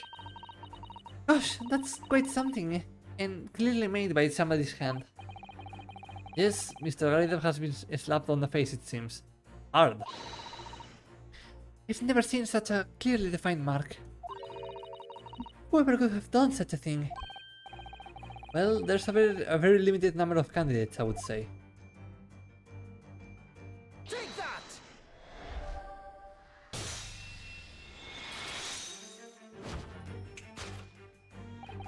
Your head weighs heavy on your shoulders, the pain you feel being revealed by that slapped cheek. And of course, the delivery of that impressive mark on your cheek that refuses to fade. Was you, Madame Joan Garidev? Well, yes. You have been desperate to hide the slap mark on your cheek, sir. Ugh!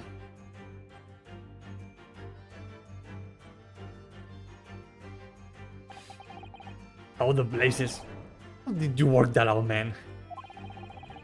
Nothing escapes the notice of one trained in the art of observation, my dear fellow. That's why you haven't looked directly at us even once. To keep your other side from view. Well, Now, let us proceed to the next conundrum.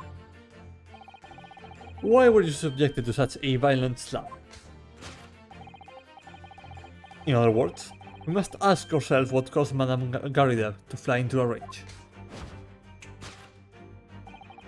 We need only follow the direction of your gaze to find the answer. Yes, it is this pile of bills that have given rise to the pain you suffer. And Mr. Solms says that the bills were all for lion fodder? Yes, but now we have established that the lion never existed. Which can only mean that the thing responsible for gobbling up all that food was Mr. Garidev's wife. Mr. Nargodo! She's a person, not a thing. Yes, well... She's also a person who gave her husband a mighty slap around the face. One so hard they left a perfect hand mark, in fact. Yes, why would a woman want to hit her husband with such force, I wonder? I'd love to know the answer to that question. Okay, so let's see. Oh? Ah, someone must be reading this book at the moment. There's a bookmark here, look. Mr. Garidev is clearly an avid reader. Oh, wait a minute. I don't think this is a bookmark. Oh no, so it isn't. It's a note written in a woman's hand. Oh, James, I love you. Yours, Mary. And look to the next to the signature here. Lip marks, made with lipstick. Oh, what a passionate and romantic gesture. No tiene ni idea, Susato-san. Pero, Laibel. Laibel. 10 meses ya.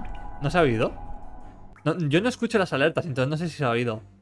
Pero muchas gracias, Laibel, de verdad. 2 meses más y llegamos al añito. ¿Sí sonó? Vale, vale, me alegro. No sé si suena muy fuerte o muy suave, pero bueno. Luego lo miraré en el voz.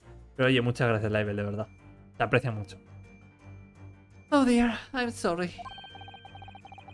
So this bookmark is actually a love note then.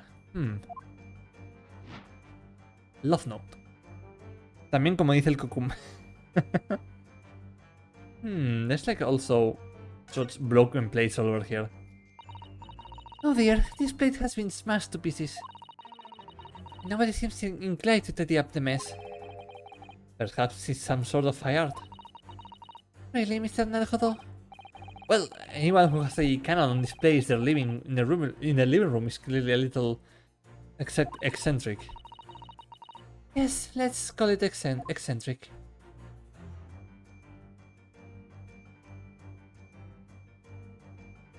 Okay, it's clearly the love note. Take that! No, te dejaste una L. Yes, it is this love note that has given rise to the pain you suffer. 1 año, 4 meses. Madre mía. Santo cielo del amor hermoso. ¿Eso sería? Eso creo que sería abril del año pasado.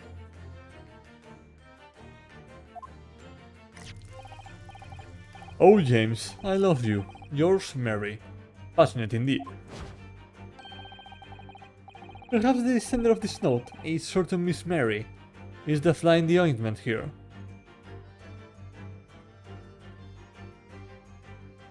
Seguramente fueron los meses que no hiciste el stream, porque seguro sería el año. A ver, hay el follow weights, como que 6 meses. No, no. O sea, tú me empezaste a seguir cuando empecé más o menos a hacer directos seguidos, que fue por abril del año pasado, más o menos, marzo, abril. Está perfectamente bien. Toma. Ah. But I don't know the Valley Woman. You don't know her? That note wasn't written to me. It was just in the book. I don't know how it got there. It was just in there, you say? That's right. That's what I've been saying. A likely story. And listen here, John, old thing. I've explained at the time. I bought the book at that second-hand place, and that note must already have been in there.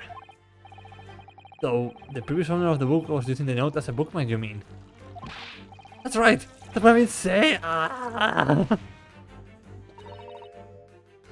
likely story. For heaven's sake, woman, look at the name. It's written to James. My name, in case you have forgotten, is John. He does have a John face. A likely story. Are you questioning my name now? Toma. And there we have it. Arouse the suspicions of the female heart, and you at least unleash a beast with the most ferocious bite. Ugh. Now, in a final feat of rage, the ferocious beast carried out one last, unimaginable attack. Unimaginable. The aftermath of which can be clearly seen by observing the carpet over there. Es un buen golpe. A very expensive swollen carpet, if I am not mistaken. Oh dear me. What could have caused such a destructive outburst? Oh! This time, madam, I'm afraid it is you who has inadvertently revealed the truth to me. Your wandering eye has settled upon the answer. Oh, sorry. Very neatly indeed. Yes, to explain the dire state of the carpet, we need only to look at the tower of the cakes. But surely Miss Garcia didn't eat the carpet?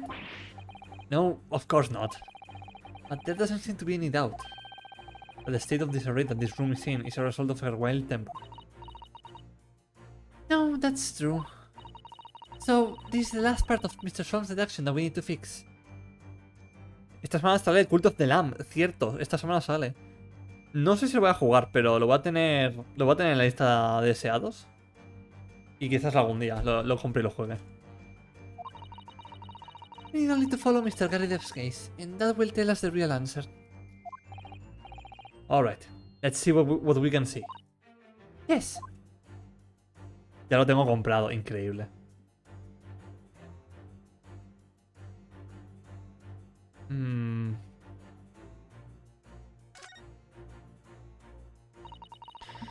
This is an advertising handbill for the circus. What is circus? It's in a nearby park. Isn't this the same one as we saw earlier? The one that was folded up in Mr. Garidev's pocket. Perhaps they are very great circus lovers. It couldn't be that the Hungry Lion is somehow involved again here, could it? Oh dear, I do hope not. Meses duros para el bolsillo, Persona 5, Pokémon, uff. Yo es que como no tengo tiempo, pues digo, ya me los compré cuando pueda.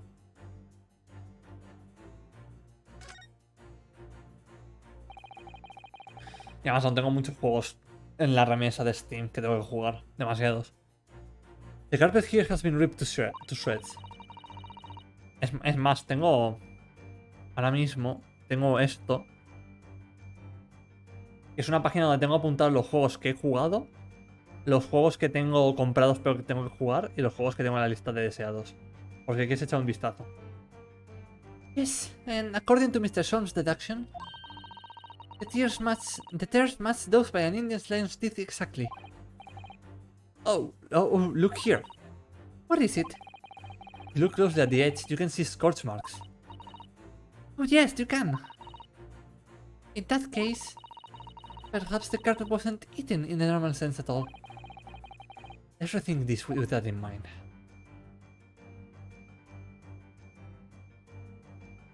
I mean, clearly, what left the carpet in such a state? Take that! It was the candlestick.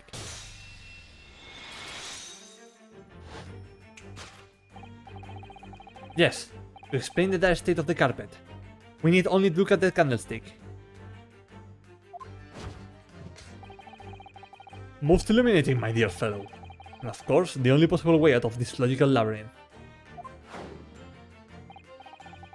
Yes, the remnants of a ferocious attack in which the carpet was devoured are clearly visible.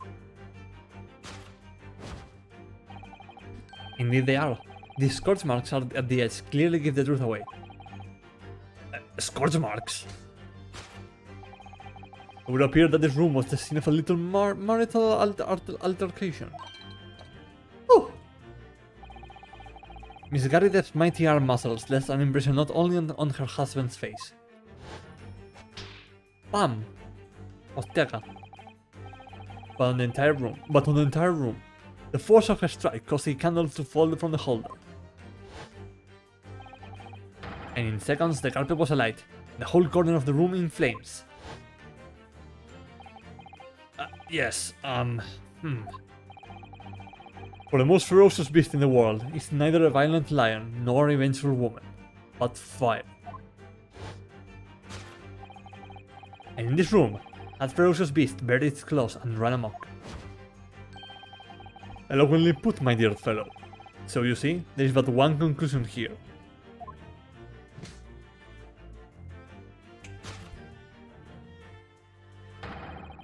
After the sparks of marital discord flew, this room was the scene of a fire.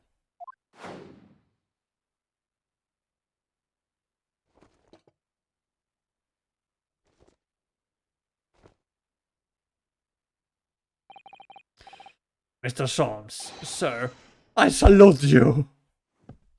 My dude.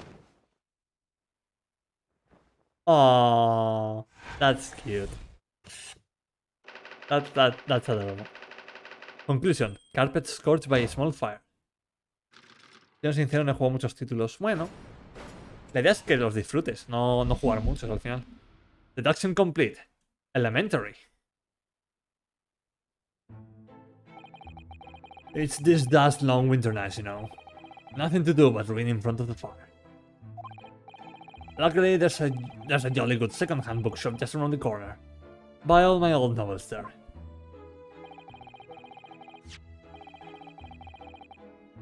And in the pages of one particular novel, you discover some rather illicit material. Pues no lo sé, soy lo alero. Triste. For which your wife admonished you harshly, it seems. Don't know about admonished. The Mollies might be rather closer to the mark. And Beast is most certainly an apt descriptor. Ah! Here we go again. And the carpet? Was that destroyed by fire when a candle fell on the floor? Right to say it was. Happened in the blink of an eye, you know. Whole place filled with smoke. Couldn't see a bolly thing. Was caught between the old stick's rage and the raging flames. You paint a torrid picture, sir. One that would have been most entertaining. That's sympathy for you. Didn't take long for the fire to spread, of course. The bolly furniture started going up as well. We've had to hide the mess behind that screen for the time being. Over here, Mr. Garideb? Well, you have nothing more to hide now. If you'll allow me. 60 segundos Reatomize. No lo conozco, la verdad.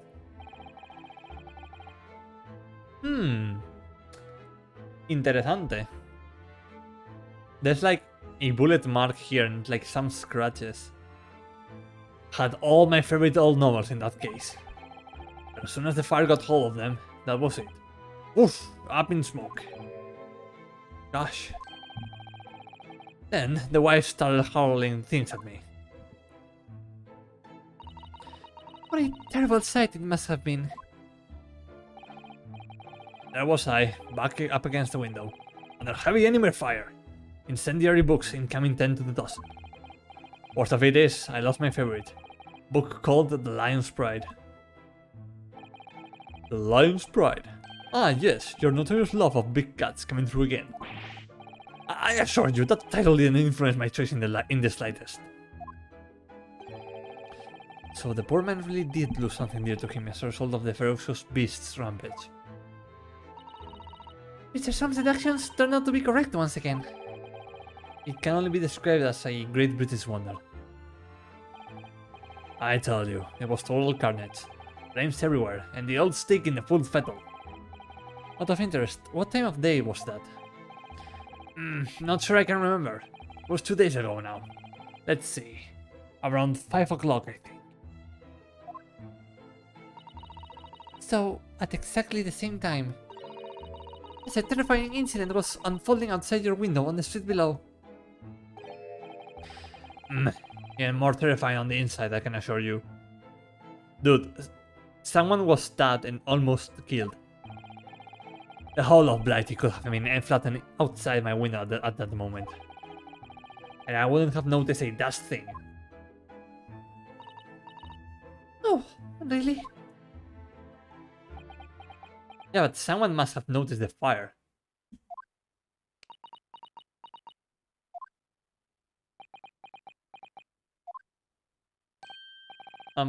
Mr. Sharms. Yes, Mr. Naruto, what can I do for you? Well, I think we've got to the bottom of Mr. Garideb's situation now.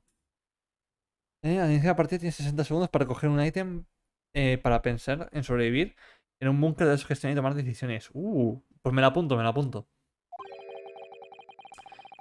But what does it have to do with Mr. Natsume's circumstances? I can't help you there, I'm afraid. What? My dear fellow, if you recall, I did say as much from the outset. I warned you that although I knew that retired army man to be hiding something, I could not be sure whether his secret would prove to be of relevance or not. I just knew you were going to say that. No, Mr. Naruhodo, you mustn't lose heart. Bear in mind that all things fall into one or only two categories. Those relevant to the case, and those not. That makes no sense to me. This is like perfect reaction pick. Well, no matter. It is of far greater importance that you make up your mind now. Sorry? Visiting hours at the prison will soon be over. Oh no, is it that time already? If we're to accept Mr. Natsume's case, we have official paperwork to attend to. So that's it. No more time to think. Perhaps you would like to betake yourselves to bidding us farewell now. I must prepare supper for Mr. Garideb. Oh yes, I am so sorry. Thank you both very much for your time. Toseki-san will be waiting for us. I'm going to have to give him an answer. I'm going to examine this first. What a miserable sight. Oh dear, but at least the whole room wasn't engulfed in flames. I suppose so. But my whole collection went up in smoke, you know. All those novels I adore so much. Well, John, whose fault is that? Not mine, that's for sure. Not mine, that's for sure.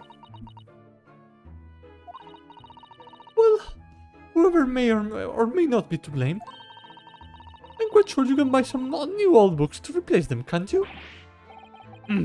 New old books? Bloody nonsense. It does sound like a contradiction in terms. But then these two are full of contradictions. That's coupled for you, Mr. Naruto. Or so I've been led to believe.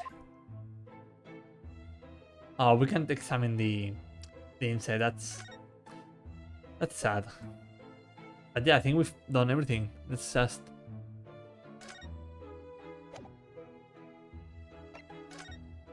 Let's go.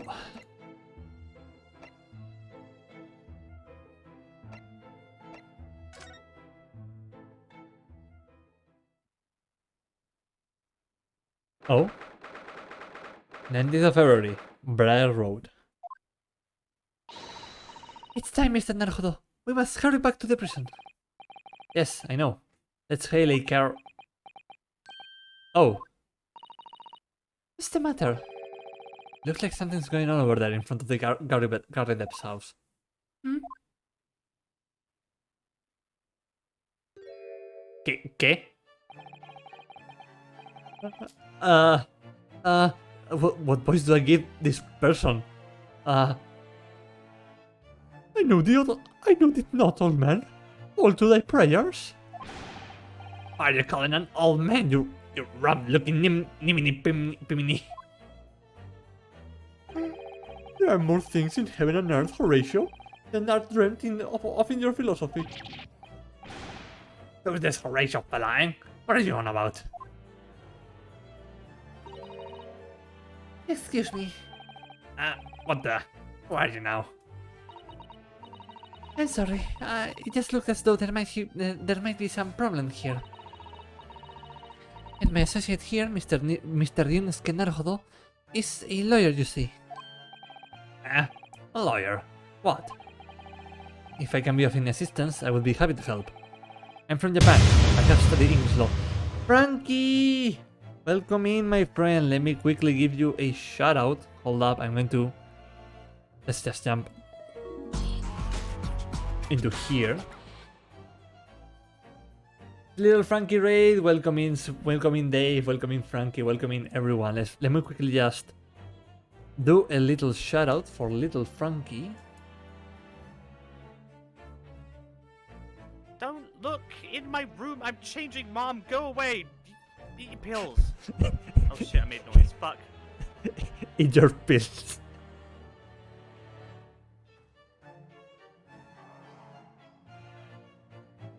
Ah, no, fuck my ass. Oh, fucking eat my ass. Oh my god, what a clip. What a clip. Ass. What a fun horror game. Oh, indeed it was. But yeah, welcome in everyone. How was the rest of the stream? How was Doom 64 you were playing? We are right now playing through Great Ace Attorney Chronicles, and we're about to go see our client. And we just found like some dispute going on around, and we are trying to solve it, basically. Oh, sorry. I need to like drink some water because I am trying to make voices for the characters, so it's making my throat very sore at the moment. Doom, I crave violence, Sark. Something has happened to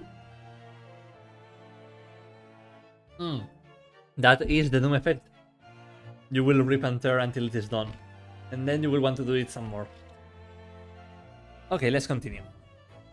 If I can be of any assistance, I would be happy to help. I'm from Japan, but I have studied English law. Also, Frankie, if you need to like run to go make dinner or whatever, I fully understand. And yeah, like thank you for reading and welcome in everyone.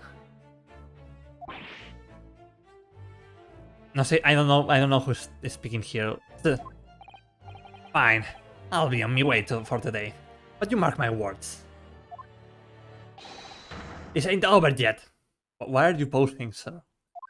Why are you Oh, this dude. Get thee to a nunnery. How do I How do I put special voices to each character when each character is so unique? I cannot. My range of voices isn't too big at the moment. I'm afraid I can stick here because I don't want to see spoilers. Yeah, no worries, Frankie. Plus I need food. Yeah, that's very understandable. But have an amazing rest of your stream, though. Thank you so much. Thank you for reading again. And everyone, if you can consider dropping Frankie a follow, that would be lovely and amazing. Thank you so much for being here. Get to a nunnery. Do I look like a blooming nun to you? No, I'm just using the same voices from the other two characters.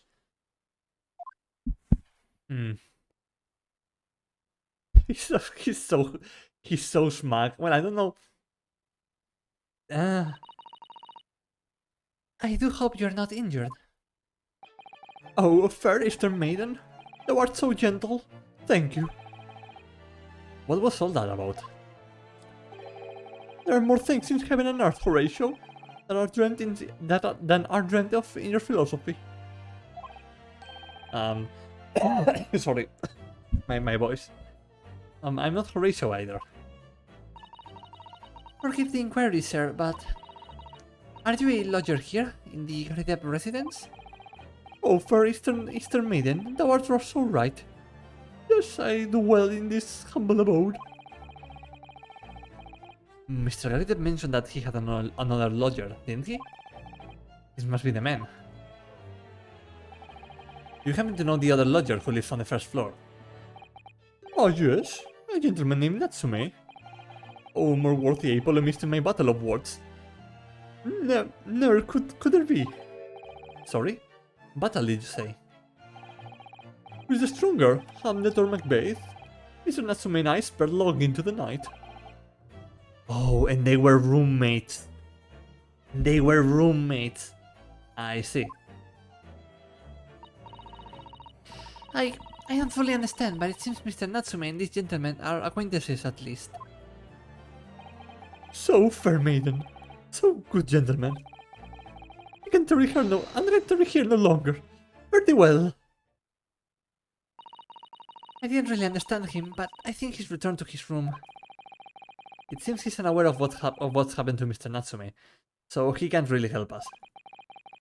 With Soseki-san and that man as lodgers, the Garidab house is certainly full of eccentrics. Anyway, we'll go and find a carriage. Yes, I'm sure Mr. Natsume is eagerly awaiting our return. Let's hope we can get to the prison before visiting hours are over.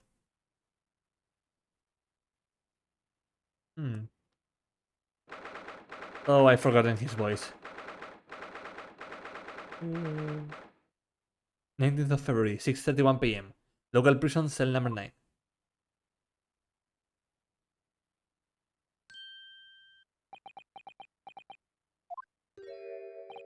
Oh, it's you. You're here. You came. Welcome, student Mr. Narukodo Squire. I can't believe you came back. I'm so touched. We're so sorry to have kept you waiting, Mr. Natsume. Oh, no, think nothing of it. Relax. If I were a cat, I would purr with pleasure at the company of such fine compatriots. Noble, nurturing, never fading Nipponese. Oh, now, let's not get carried away. Oh, I quite agree. There's nothing more reassuring than the familiarity of one's native land. On the other hand... Oh, it is through friendship transcending international borders that one truly appreciates the fact. Such is my belief, at least. Yes, it's you! The miserable, rotten spy! Sherlock Sholmes! Mr. Sholmes, what are you doing here? I have no intention of doing anything per se. Save observing, of course. Whatever do you mean, Mr. Solms? Well, having encountered some curious reading material in that gloomful room, and having unmasked the secret identity of that eccentric pair, I decided I should drop on my way home to see how our divested friend is faring. Gloomful room. At least your accommodation here offers a window, my dear fellow. In that sense, it is the superior option. Anyway, I must commend you on your taste in books. My day has been a delight, and cost me not a penny. Ah, you! How dare you, Sherlock Holmes!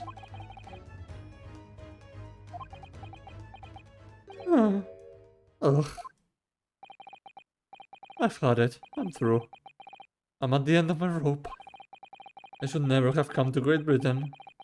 It was a terrible mistake. Haunted by spirits in those accursed lodgings. No doubt my luck will be cursed in tomorrow's trial as well. My whole life is damned! What are you thinking, Mr. Naruhodo? He mentioned that once before, didn't he? That his lodgings were cursed, I mean. And there is much truth in Mr. Mustache's words. Nice. What? Cursed is a wholly appropriate description, I would say, for the man's lodgings, and indeed for tomorrow's trial. What's that supposed to mean? Converse. Oh wait, no.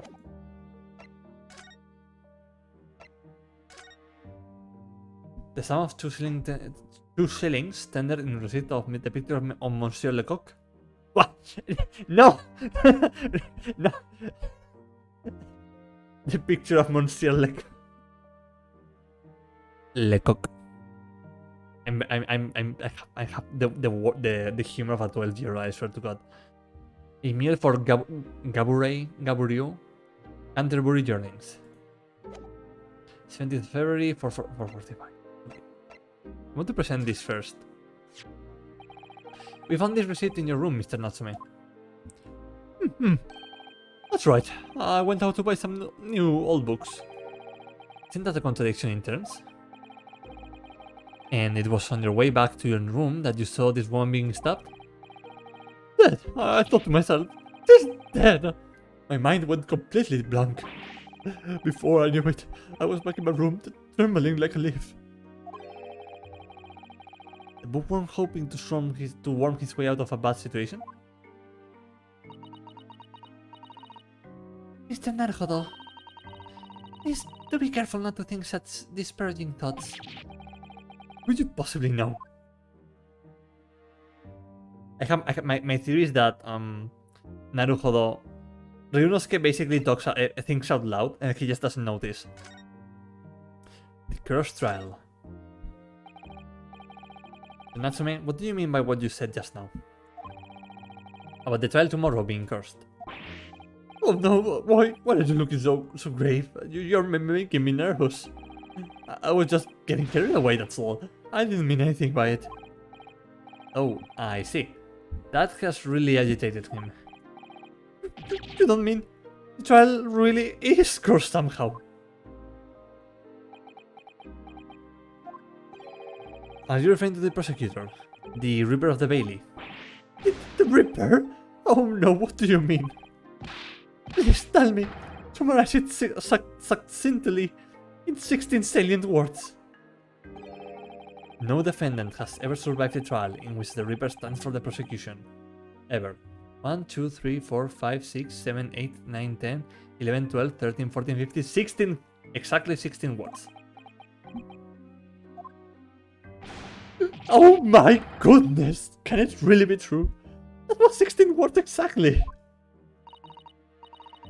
Yesterday, Mr. Naruhodo successfully defended someone against the Reaper. But then, after the trial was over,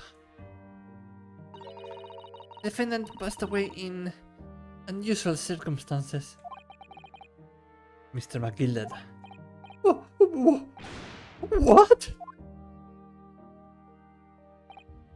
Ah, I'm impressed, Mr. Seto. You have an eye for detail. Actually, the Lord Chief Justice told us. Mr. Solms, surely it can't be that having failed to have the accused convicted, Lord Van Six killed the man himself? Oh no, he couldn't have, surely? You have some wonderful notions. Sorry? The man isn't a mass murderer. He's a court prosecutor, my dear fellow. Oh, yes, Why, of course he is. Oh, of course he is then. I worried you trying to scare me. It could be said, however, that the real truth about the man is even more terrifying than your hypothesis. What on earth do you mean by that? The Reaper. 1-6 is a quite exceptional man. However, in London courts of law... Perdona la interrupción, pero... No, adelante, adelante.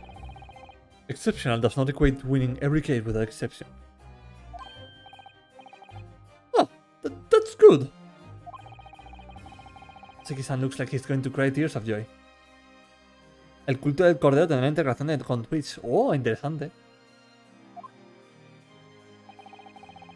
¿Harás directo de eso, pues? Sería interesante. As you are no doubt aware, in a British criminal trial, there is both a judge and a jury. The judge officiates based on the letter of the law, whilst the jury offers public opinion and common sense. It is an excellent system, whereby the defendant's guilt is considered from several points of view. Pues sí, nice, interesante. However, public opinion in particular is somewhat easily manipulated. Right. Criminals, and corrupt lawyers for that matter, can use it to their advantage. By any means at their disposal, contriving evidence, calling imposters as witnesses, and so on. Ban Rogue Girl. A ver, ¿estás seguro que es un bot? Porque quizás ha venido con la raid.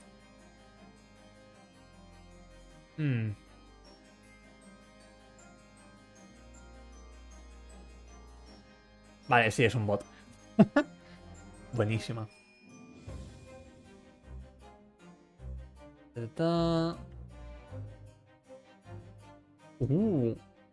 that? Oh, is that CPC Gamer's first emote? Oh, that's lovely. Artist Goldfish teeth. Oh, that's lovely. I love that. By such underhand means, those who would want to are able to sway the jury. Which means that even in the light of irrefutable evidence, the prosecution can fail. No cuestione mis bans. Okay. But it means the wrong verdict can be passed. And sadly is from time to time, my dear madam. It is simply the reality of the situation. And that's alright? However, those indicted by Lord Van Six cannot escape justice. Their fate is sealed. Oh my. Though the adjudication may see them leave the courtroom with their freedom, within months they all disappear. It is most striking. Disappear? But how? Ah, by all manner of misfortune, sir. Perhaps they are trampled under a passing carriage. Perhaps they fall into the Thames and drown. Perhaps they are suddenly overcome by a raging fever. Or perhaps attacked by highwaymen. De tu al perfil, join the World's Live Scripted Change. La verdad que sí, la verdad un poco sí.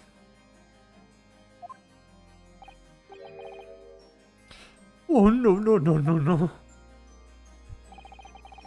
All examples of the reality of events here in London, I'm afraid, Mr. Naruto.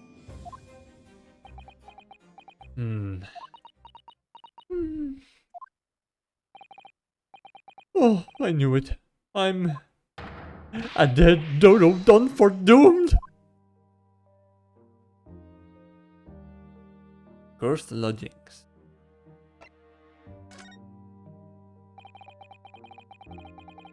When you said cursed lodgings before, you were referring to your room as Mr. Garidev's house, I assume. You mean to say you believe the place is cursed? It's been a year now since I came to Great Britain. I had only been in London a week before I started to notice strange feelings in myself. That didn't take long then. Everywhere I looked, there were foreign faces staring at me, laughing behind my back.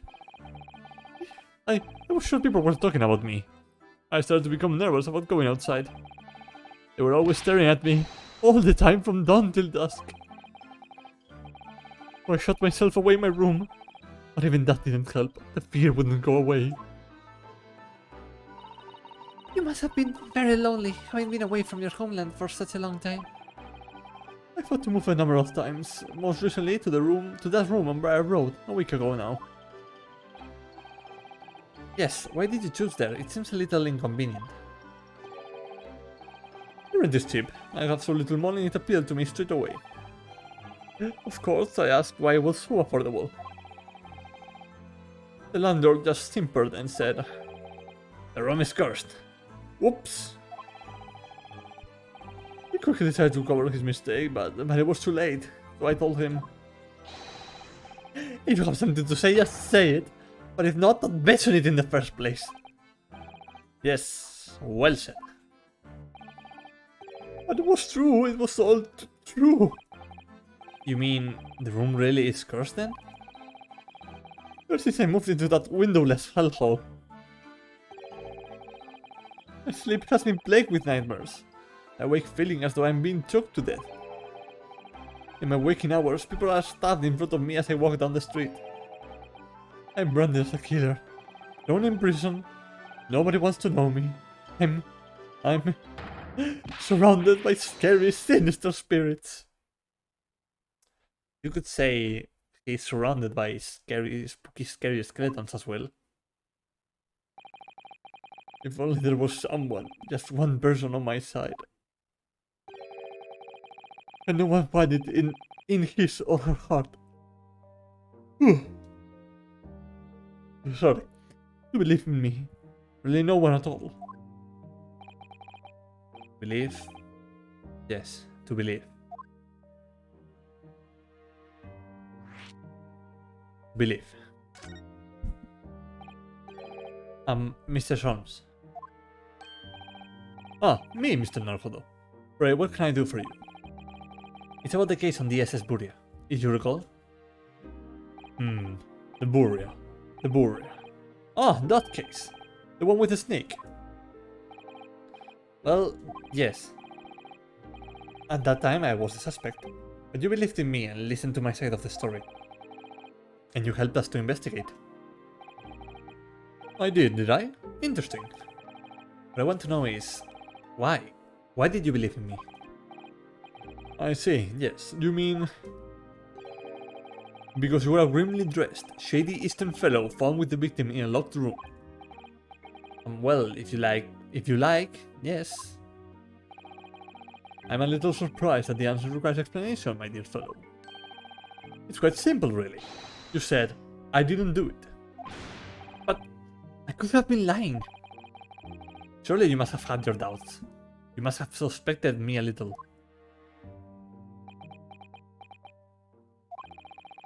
I think perhaps you have misunderstood. I neither recall believing in you, nor in that which you were telling me. What? You see, the only things I believe in are those I choose to believe in. I mean, that's literally everyone, but yeah. What do you mean, Mr. Sholmes? I make up my own mind about what is to be believed and what is not. If I should like to believe in something, I do. The circumstances can hang as far as I'm concerned. PPC Gamer with another raid. Hold up, we're getting raided today. Welcome everyone. Let me just quickly do a little spin. Welcome in everyone. How's it been?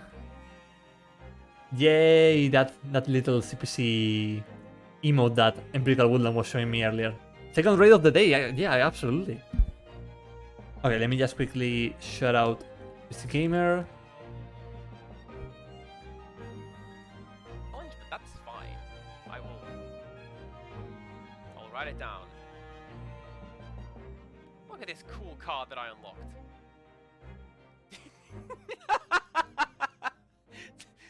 Shillito, I didn't know you were in this game. I like to wait until someone else puts on a song and then sing All-Star over the top of it. Nice. Welcome in the Jaded Meow. Jaded Mew. Because they do that. I'm sorry if I'm mispronouncing your name, really. Okay. This literally happens. They do this every time we sing a song. Wow. Incredible. But yeah, how was your stream? How was Silent Hill you are playing? Ooh. How was that? We were raided by Mew is correct? Okay. We were raided by Frankie just like 10 minutes or so ago. So we've had a double raid in two raids very close to one another. Thank you so much for coming along here. I am making very wacky voices for the characters, so I'm very sorry if I sound very bad to anyone here. We finished it, got the regular ending and then the goofy UFO ending. Wait, Silent Hill has a UFO ending? A UFO ending? What? I need to look into that later. But yeah, thank you so much for raiding. Everyone, go follow CPC if you can. They've just literally hit affiliate right like a couple of days ago, and they need all of the support in the world that they can get. It does. It's amazing. I see. Okay, let's continue. So we're talking with Sholmes, Sherlock Sholmes, about the case in general, and he's like the guy that we have to defend. There is the UFO ending and a dog ending too. How many endings does Silent Hill have? I have never played the game actually, so I have no idea. Okay, so if I should like to believe in something, I do. The circumstances can hang as far as I'm concerned. But I could have betrayed your trust.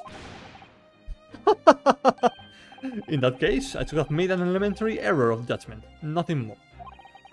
Betrayal of trust is an overused excuse in my opinion. Meaning, whether or not one should trust one another is, in the final analysis, down to oneself. It is a matter of whether or not one can trust oneself. Yes, he's right. He's right, Locum student Mr. Naruhodo Squire. All support is appreciated, thank you for the shout. Yeah, no worries, that's like the least thing that I can do. Many endings. Okay, I see. Maybe I will try to play it Sunday on stream if I can get a hold of the game somehow. Whether or not I can believe myself. The defense lawyer is only as good as his faith in his client. And that comes down to how much faith he has in himself.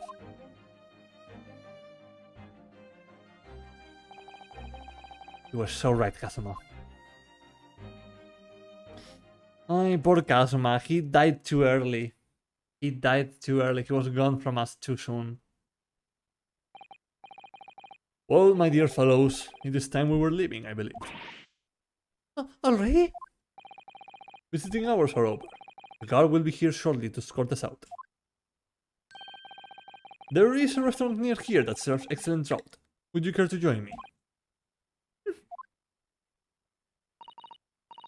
Oh dear, there is never enough time, is there?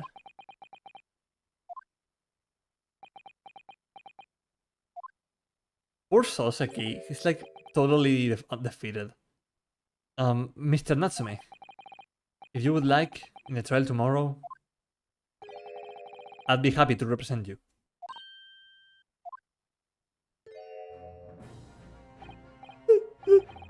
Welcome student Mr. Naruhodo Squire. They said, I only experienced a British courtroom for the first time yesterday. And although the man I was representing was found not guilty, I lost sight of something crucial. Something crucial? What to believe in? The defendant, justice, or the truth? How to believe, even. But, I think I finally worked it out. I've decided I must believe in myself above all else, to trust my instincts. Yes, Mr. Naruhodo. And my instincts are telling me that you, Mr. Natsume, are innocent of this crime. And it's imperative that we prove that in court. Welcome, student Mr. Naruhodo Squire. I will fight for your innocence until the bitter end, with every weapon available to me. So I hope you will permit me to represent you tomorrow. Aww. Hold up, I think that's fair.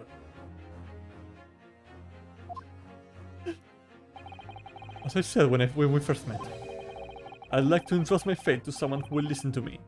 in my native tongue. Of course, Mr. Natsume. It would be fair to say, Mr. Naruhodo, your mind was, in many ways, made up from the outset. You merely needed the events of today to fully realize it. Yes, I think you're right about that. It's been a roundabout journey, but I got there in the end. Poor guy. Miss Susato, Yes, would you be willing to stand by my side tomorrow and help me in court? absolutely. As I said this morning, you may consider me your personal judicial assistant.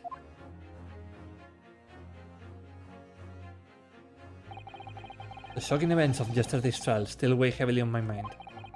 But it's time to stop looking backwards.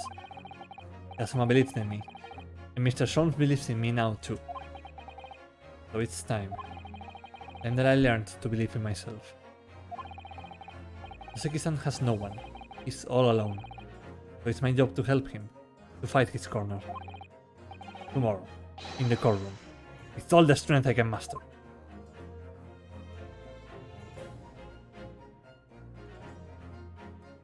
To be continued.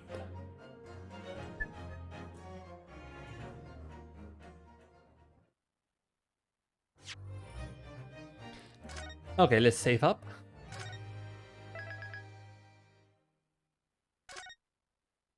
And I'm going to do a little quick BRB for like 5 minutes.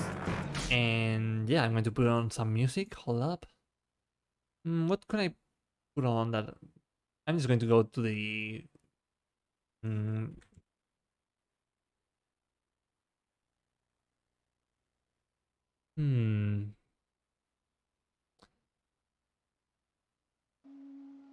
Okay. There is some lofi over there. And I will be right back.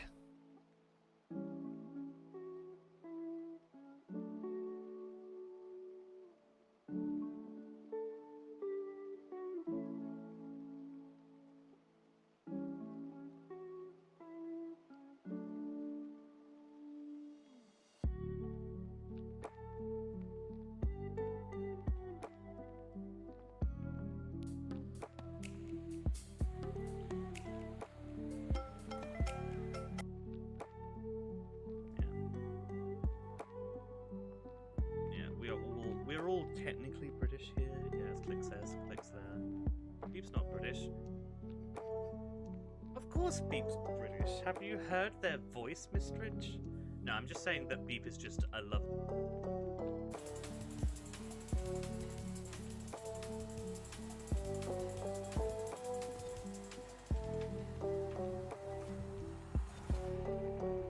Fuck you! Fuck you! Fuck you! No!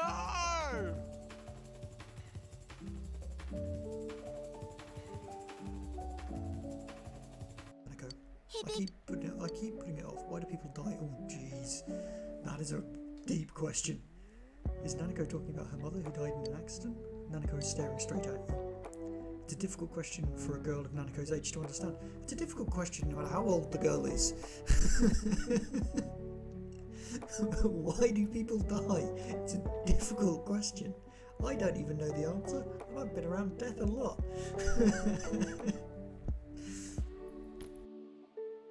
Ay, volvió. Ahora el cachú. Volví a DS. A ver.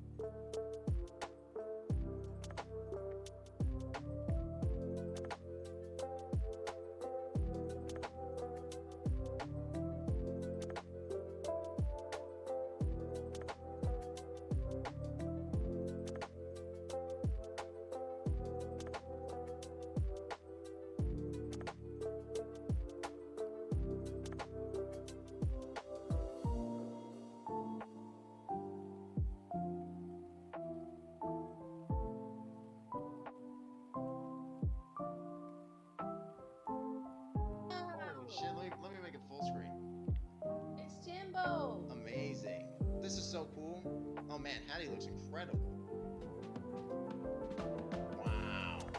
I love all the symbols and stuff. Oh man, the cape and the cloak with the space inside of it. Wow, this is so cool. Oh my god, this is wild. This looks like a system to me. Is this system?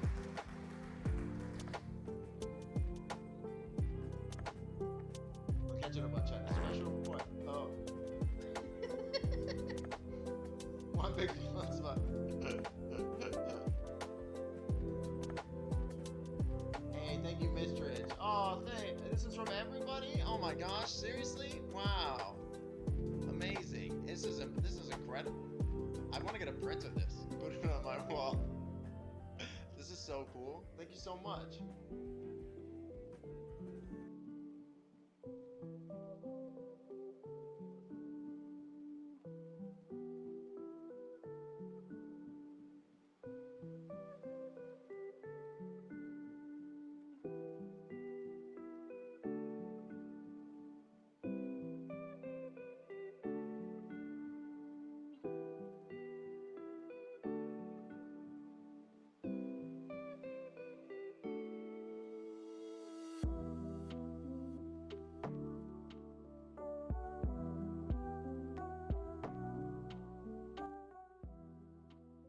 Okay, and we are back.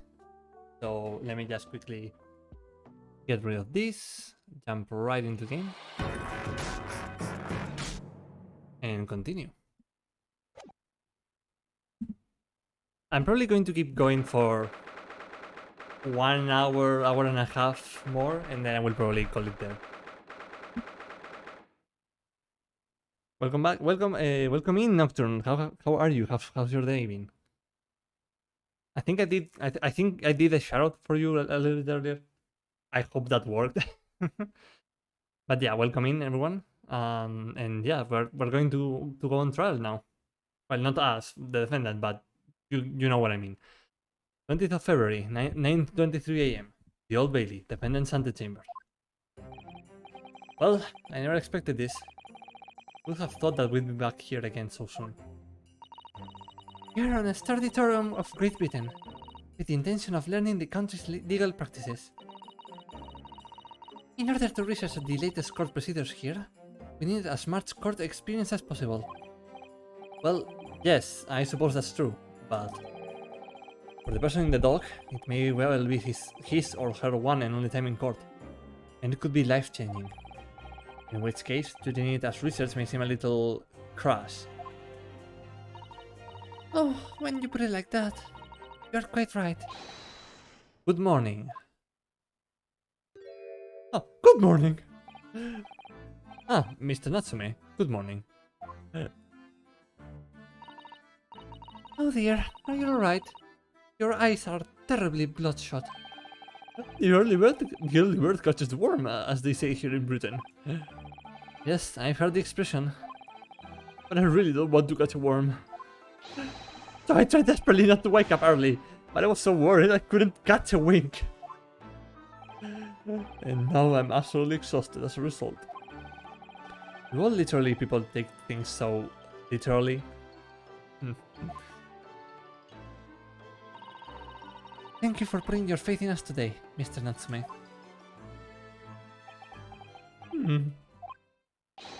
I wish I had 9 lives and had future ranks in the balance. I'm too terrified to tremble. Really? Because I can feel tremors in the floor. I can do this. I can't take it. Although, locum student Mr. Naruhodo Squire. Yes? I caught a glimpse of the public gallery as I walked by the courtroom. It looked like the opening night of night of the opera. There were so many people. I had no idea my case was such a notorious affair here in London. Oh, neither did I. Do you know why that might be, Miss Susato? I'm sorry, Mr. Naruhodo, but I have no idea. So that all-knowing look on your face is just confidence then, is it? Don't hide the truth from me. It's It's because of the Reaper, isn't it? Lord Van Six? Is that right, Mr. Soto? I purchased as many different newspapers as I could find this morning, and yes, Lord Van Six is on the front page of everyone. I knew it! Sometime after the prosecutor was dubbed the Reaper of the Bailey, he stopped appearing in court, it seems. It's been several years now, in fact, until the day before yesterday. Yes, Inspector Gregson told us something similar, didn't he?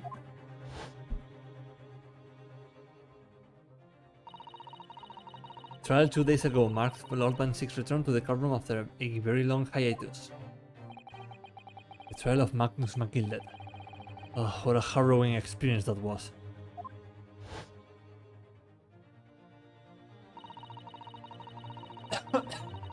Sorry, I'm like trying to drink some water. But I think it went down the other hatch. Oh. Okay, I think that's all. I believe that appearance made even greater waves here in the capital than today's. But we wouldn't have realized, of course, having only just arrived in the country. Why is the Reaper back in the Bailey so soon?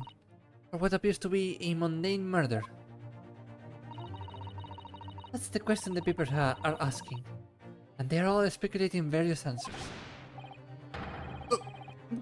Oh, sorry. I'm like trying to speak. But this guy's voice is like taking me too much to say. Mundane? Mundane? It's the most significant saga of the century to some of us.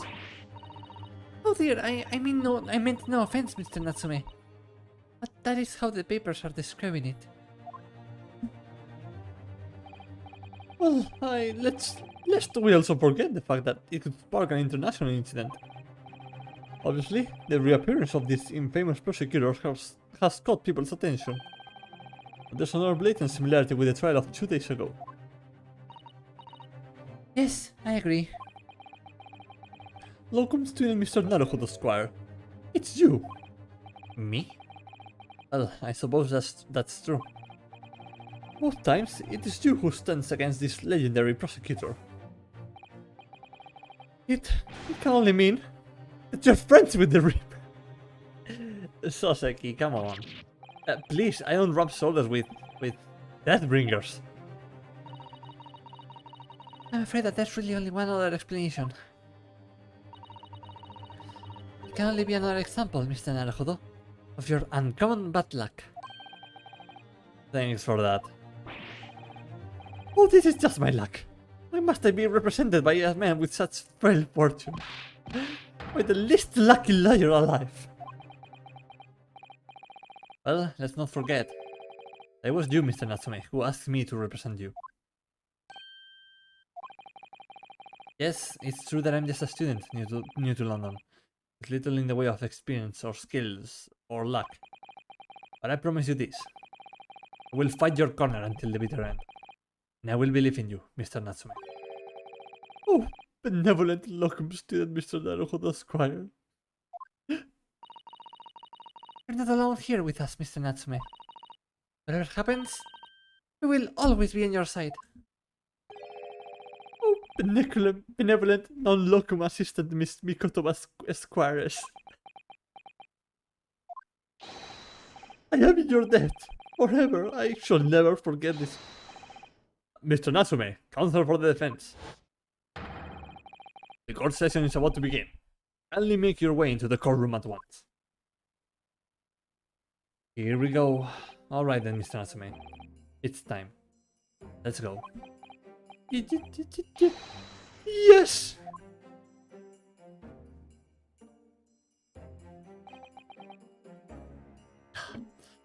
Oh, this is it.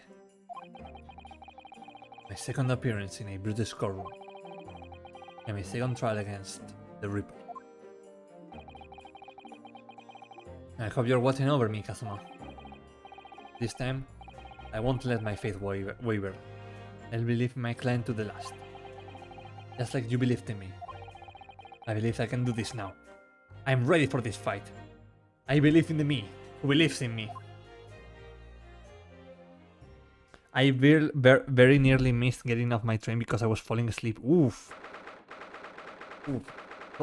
Oh, did you get off? Hopefully you did. Like, I haven't really traveled by train that much now that I think about it. I think I've only used it like once or twice. But most of my traveling has been done by bus or car or tramway. Okay, let's do this. 20th of February, 10 a.m. The Old Bailey courtroom.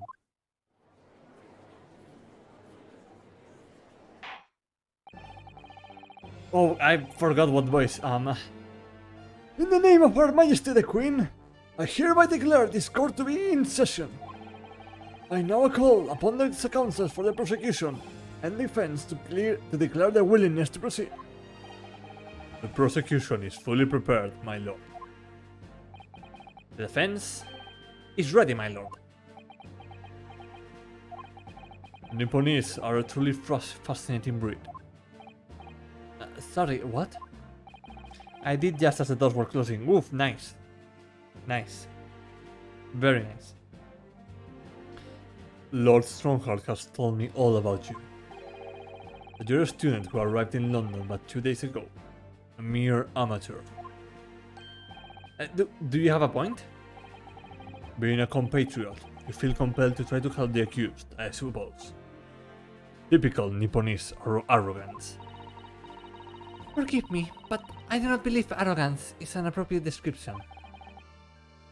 Useto-san. After all, at our previous encounter, the defendant was found to be innocent.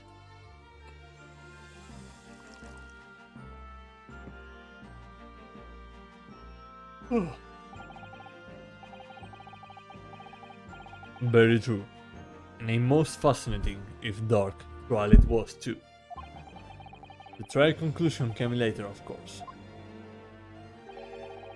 Here's to the acquitted, and his unfortunate violent end.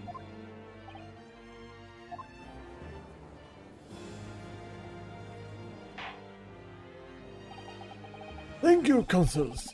I see both sides are in fine fettle. Now, ladies and gentlemen of the jury, are you ready to carry out your duties here in court as impartial members of the public? It's from the previous trial. You never know when you might be down on your luck, but I believe in fair play for everyone. Well, I must warn you, I'm rather more ruthless than I appear. Oh well, not me. But this is what you get. I'm a peace-loving fellow. I'm afraid to say, I think it's quite possible that Mustache Foreigner did the deed. Come on, what are we waiting for? No doubt he did it anyway. Sorry, I didn't quite catch that.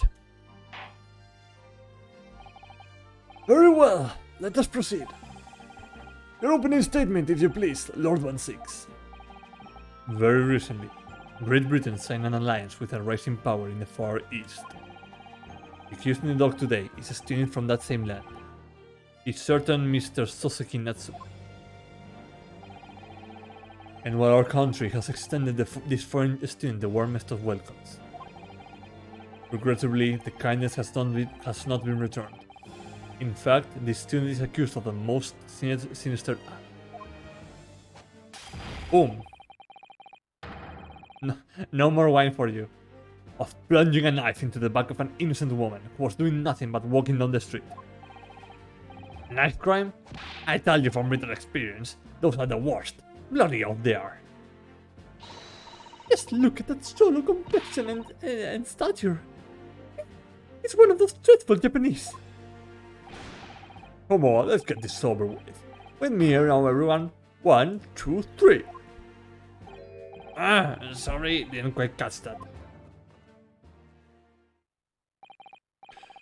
Pray, forgive the discourtesy of smashing my hallowed chalice here in this great chamber. Allow me to call the first witness to the stand. Very well. Bailiff, lead the inspector in, please. Oh, this guy. Your name and occupation, please. Yes, sir. Tobias Gregson, Detective Inspector at Scotland Yard. Would you please summarize the events of the case of the court for the court, Inspector? The victim is thought to be a young woman in her 20s by the name of Olive Green. I beg your pardon, Inspector. Ought to be... yes, having been stabbed in the back by her attacker's knife. The victim fell unconscious. That was 3 days ago now. And she has been comatose ever since. What? So they don't even know who she is for sure? Comatose, I see.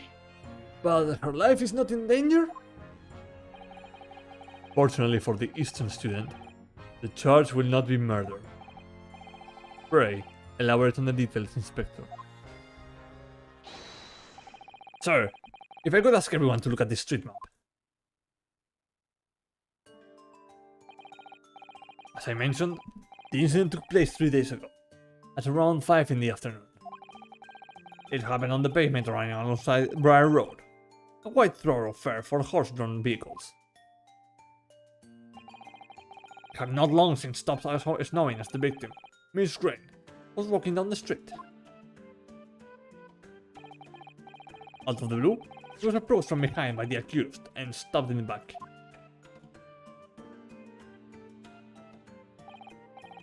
Luckily, the young lady's life was spared, and she's currently being treated into one of the city's finest hospitals. But being unconscious as she is, we've been unable to take a statement from her, of course. This is the case file with everything we know about this victim so far. Thank you, Inspector. The court will accept the documents as evidence, if you please. Case file has been added. Okay, let's see. A file containing an overview of the case and details about the victim. She was found with a knife in her back and is currently in hospital yet to regain consciousness. Okay, hold up. Details. Young woman rendered unconscious following a stab wound in the back. Victim, olive green, female, stout build, early 20s. Location, pavement of Briar Road, the east side. Reporting officer, Rowley Beat. Additional notes. The victim remains unconscious. Her name was gleaned from her personal effects. Other details are unknown. Apart from a single stab wound from the large knife, no other signs of injury were observed. The assailant was seen running away by the reporting officer that was successfully arrested the following day.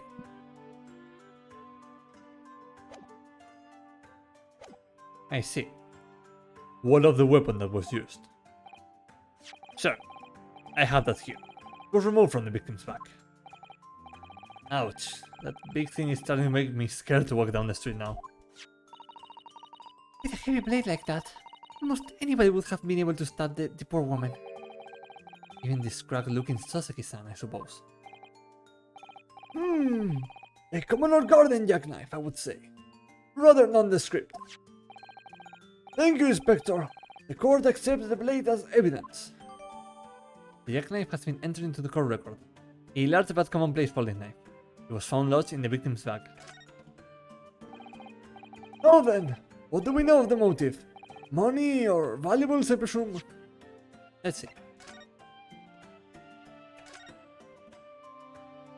Zip. Yeah, there's like no initials or anything, so...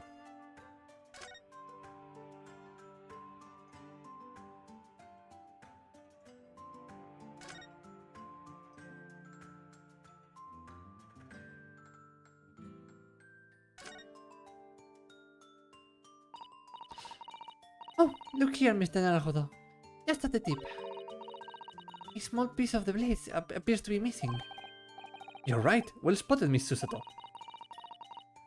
I wonder what could have happened to it. Yes, you don't think it could still be lodged in the victim, do you?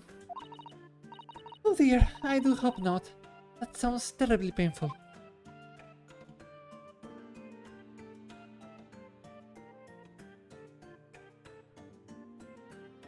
Anything else? No, there seems to be nothing else.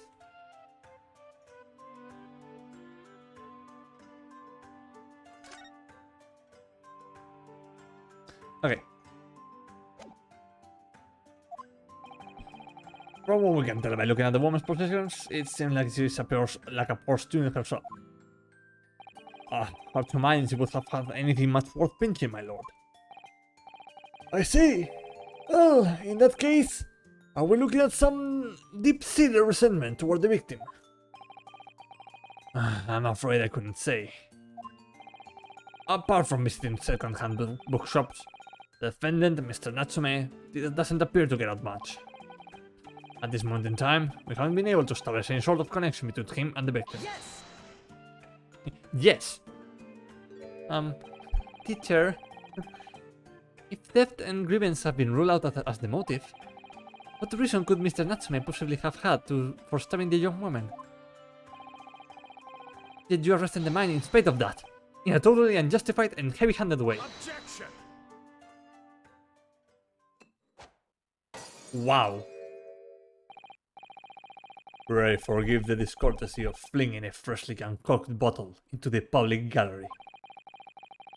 But your words have soured its hallowed bouquet. For it is you, my learned friend, who is being heavy-handed here. What?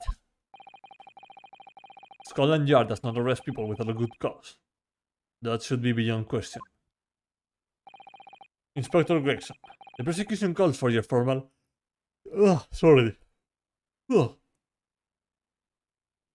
Sorry, Your Honor. I'm a bit sleepy today.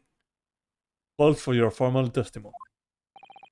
Explain to the court precisely why the constabulary came to arrest the Nipponese student. Man, I am noticing that this guy's animations are very reminiscent of Edgeworth in the first game. Like the pose, the way the head moves up and down. Of course, not the wine thing, but this is a more flamboyant Edgeworth, I would say. Yes, sir. Witness testimony. As I said, it was 5 o'clock in the afternoon when the incident occurred, and there was an unusually light fog. Visibility was reasonably good, and there was no one else but the victim and the accused. Out of the blue, the victim was stabbed from behind, and subsequently collapsed on the pavement. So I've been meaning to look into something. Your books. But where is the store?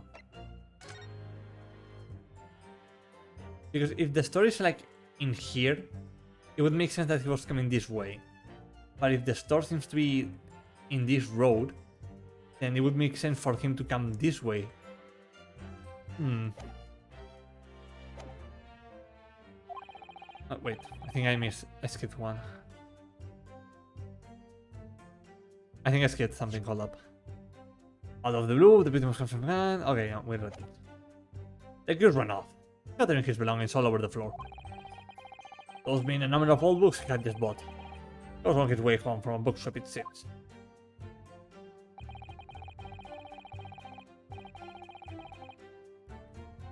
Ugh. It was just a matter of working out who the books belonged to, and we found the bloke to arrest him.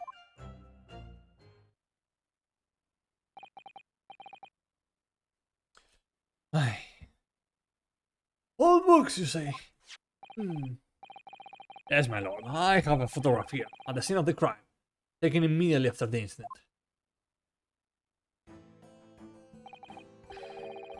Ah, yes, I can clearly see the books to which you're referring.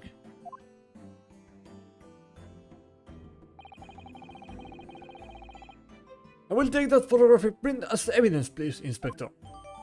The crime scene photograph has been entered into the courtroom record. A photograph of the scene taken by a policeman just after the incident occurred.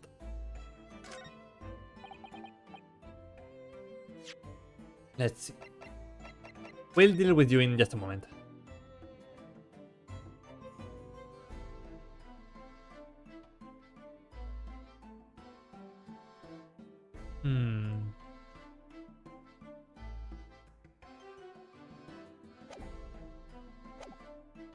You Nipponese are a spineless breed, too cowardly to admit defeat, denying everything despite overwhelming evidence to the contrary.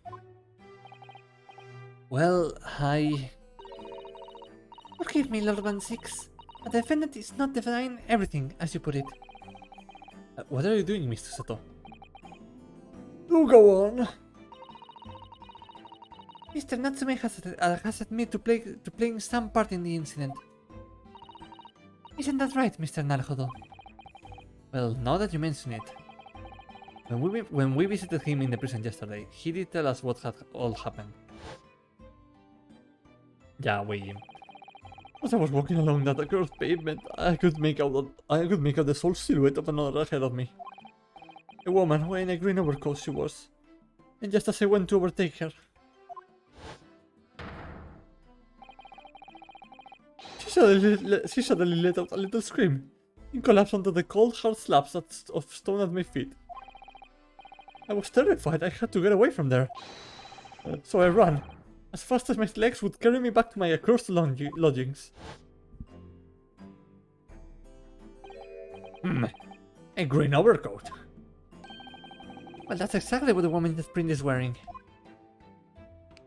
Oh my, a photography print in full color. What will the world come up with next?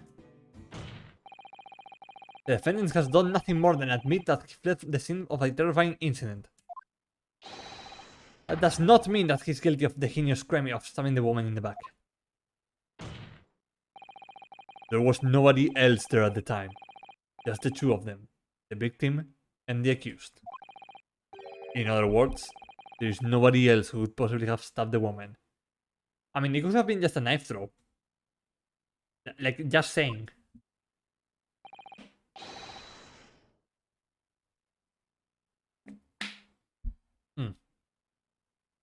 A fact that the accused concedes.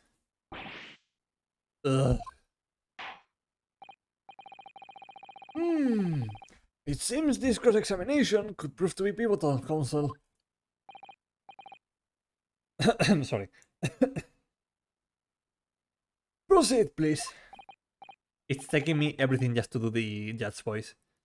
Yes, my lord. Nothing for it. I have to use this cross-examination to turn the tables here. It's our only chance.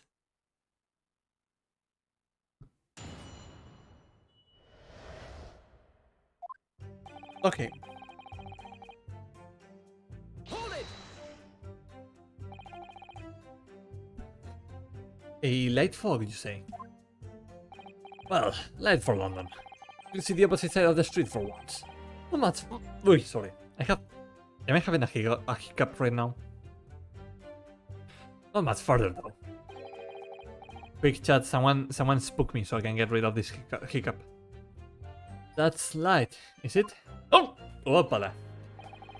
I need to drink some water, hold up.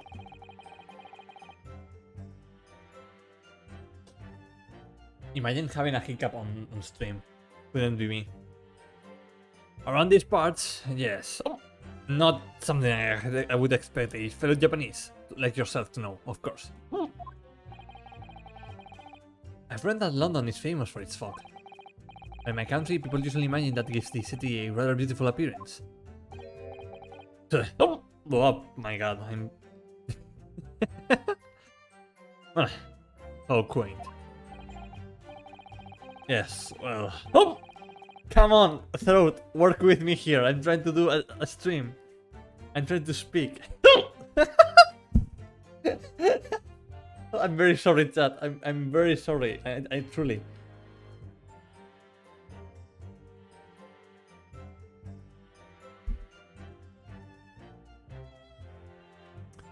Usually for hiccups, I do a combo of holding my breath and focusing on it for a bit, then to anticipate the next hiccup. Usually it doesn't come if I do that. I see. But I have to be reading the visual novel. Oh my god, I cannot even speak to chat at the moment. Okay.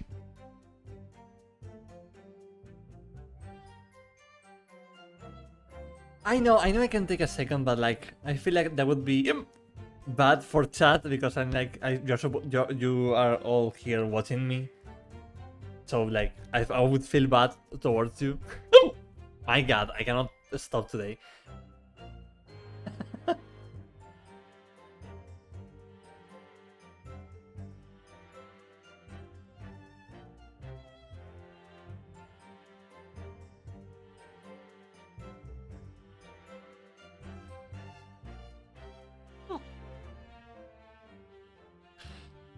I think they might be gone. So I'm going to try to keep. Oh God, they're back.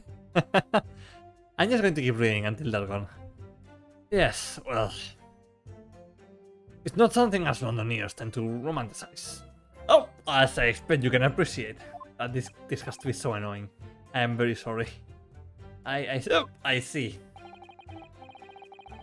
This time of year, the fog causes a large number of accidents, especially when it's heavy. Sometimes I cannot speak. Help. Sometimes you can't even see your own hand at the end of your arm. Indeed. The other day, I was very nearly trampled by horses before I could see the carriage they were pulling. Ugh. Usoto-san and I should definitely remember to stop, look, and listen. Oh boy, this is going to be... Hold up.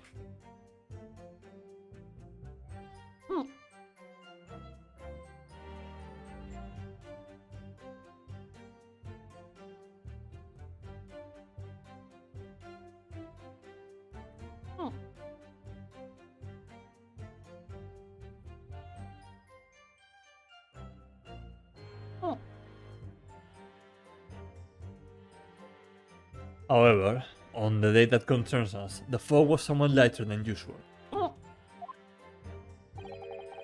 A fact no doubt lamented by the accused.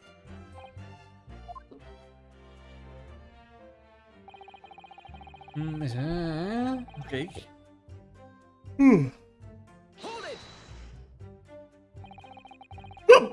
Oh, there. I was yawning there. That's not fair. Okay, so how are you able to state that with any certainty? I feel like I'm not going to make this very pleasant for anyone. I'm very sorry. Quite simply, my learned friend. Because that is what the witnesses to this crime have told us. Well... Ah, yes. Inspector Gregson mentioned the witnesses yesterday, didn't he? That's right. One of them is a policeman, I believe, from Scotland Yard. That's correct, ma'am. Oh my God. Then we must hear this testimony. The prosecution will, of course, call them to the stand, should it be necessary. Come on, throat, work with me. I'm going to try to hold my breath for like a couple of minutes. So like, do me like, come on.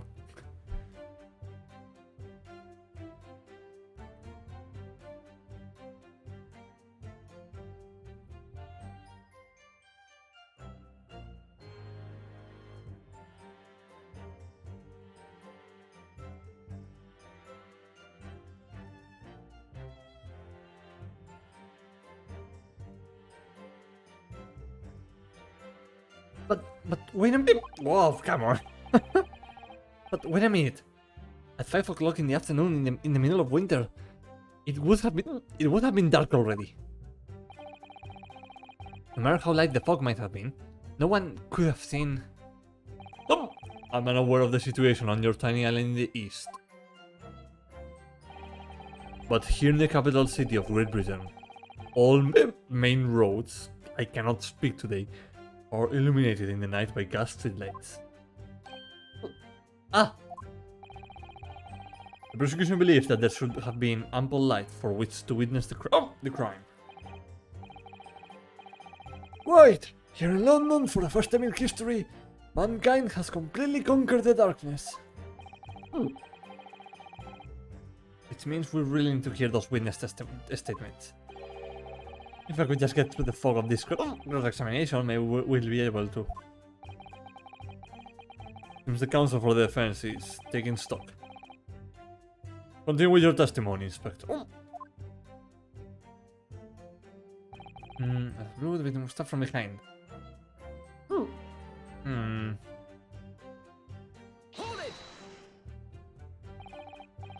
From behind, you say? Whoa, come on. That's right, as you can see from this print.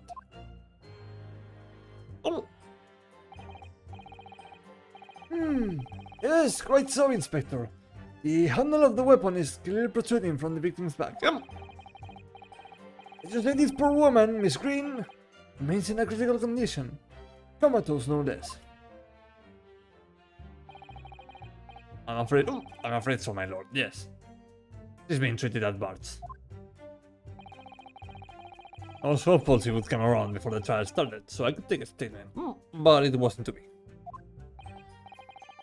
Yes, that is indeed a pity. It would have been most illuminating to hear the victim's own account of events. Luck is on your client's side, it seems. On the contrary, my client has been exceedingly unlucky. Your force of tone is seriously undermined by those disturbingly wide eyes, I'm afraid. Ugh.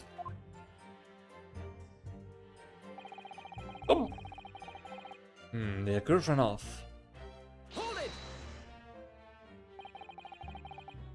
Mr. Natsume's belongings? I think you'll find it. It's all there in the photographic print of the Crimson.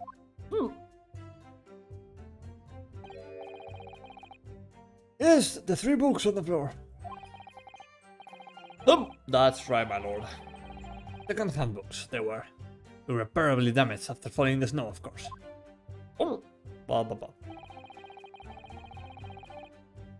I don't want to have hiccups on stream. This is like the first time that this has happened to me.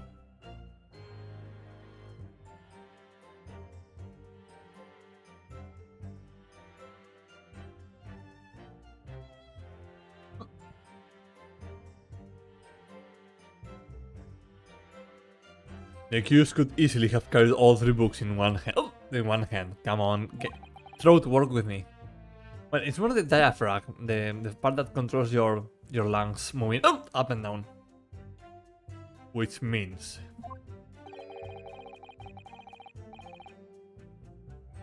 his other hand would have been free to wield a knife, for example. He's very clever, isn't he? What do you mean? He's made it extremely hard for you to assert that Mr. Natsume had his hands full with his books. He's managed to close the one avenue of escape we might have had before we even knew it was there. You mean to say that the defendant was holding his belongings as he... Oh my god, I swear to god. I think it was this voice that prompted the hiccup to appear. He throws the knife into the woman's back. I think I'm going to close stream after this cross interrogation because, like, my god. That must be what happened, my lord. Yes. Those being a number of old books, it's just... Yeah, I'm probably going to be closing stream because it's like way too late. And we're getting nowhere with this hiccup, so... It's like a perfect time to close off. It's been like 3 hours as well, I think. Come on, Gabe, work with me. So... It's been... 3 hours and 3 minutes. Perfect. Well, thank you, and I'm just going to do this real quick. Back to title. Yeah, I want to save.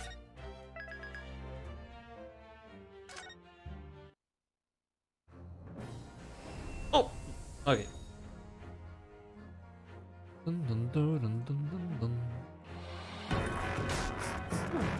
Okay, so thank you everyone for coming here. Thank you Label for the subscription. Thank you Little Frankie for the raid, and CPC Gamer as well for the raid as well. I think I've said as well too many times now. So I'm going to try to lay down, see if this hiccup goes away. But yeah, thank you everyone for being here and just hanging around. To all the lurkers, thank you for just being here. I appreciate you. And yeah, let's just see if there's anyone that we can raid today. Let's see. Oh, whoa, come on.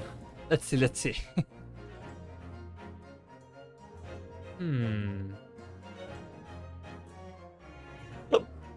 Yeah, no worries, Empirical Woodland. I'm sorry that they had to end like this. But yeah, thank you for being here as well.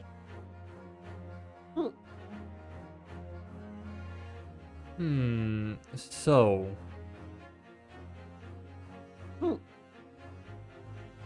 Ah, I see. I see that AOL is doing some Fallout New Vegas. She has just started right now. So let's go raid her. I haven't raided AOL in a while. So yeah, let's go. Let's see. Last raid. Oh! Come on, Throat, work with me. I think it's like that. Yeah, perfect. Perfect. Okay, thank you everyone for being here. I will see you in the next stream, whenever that is. But yeah, thank you for being here. Bye!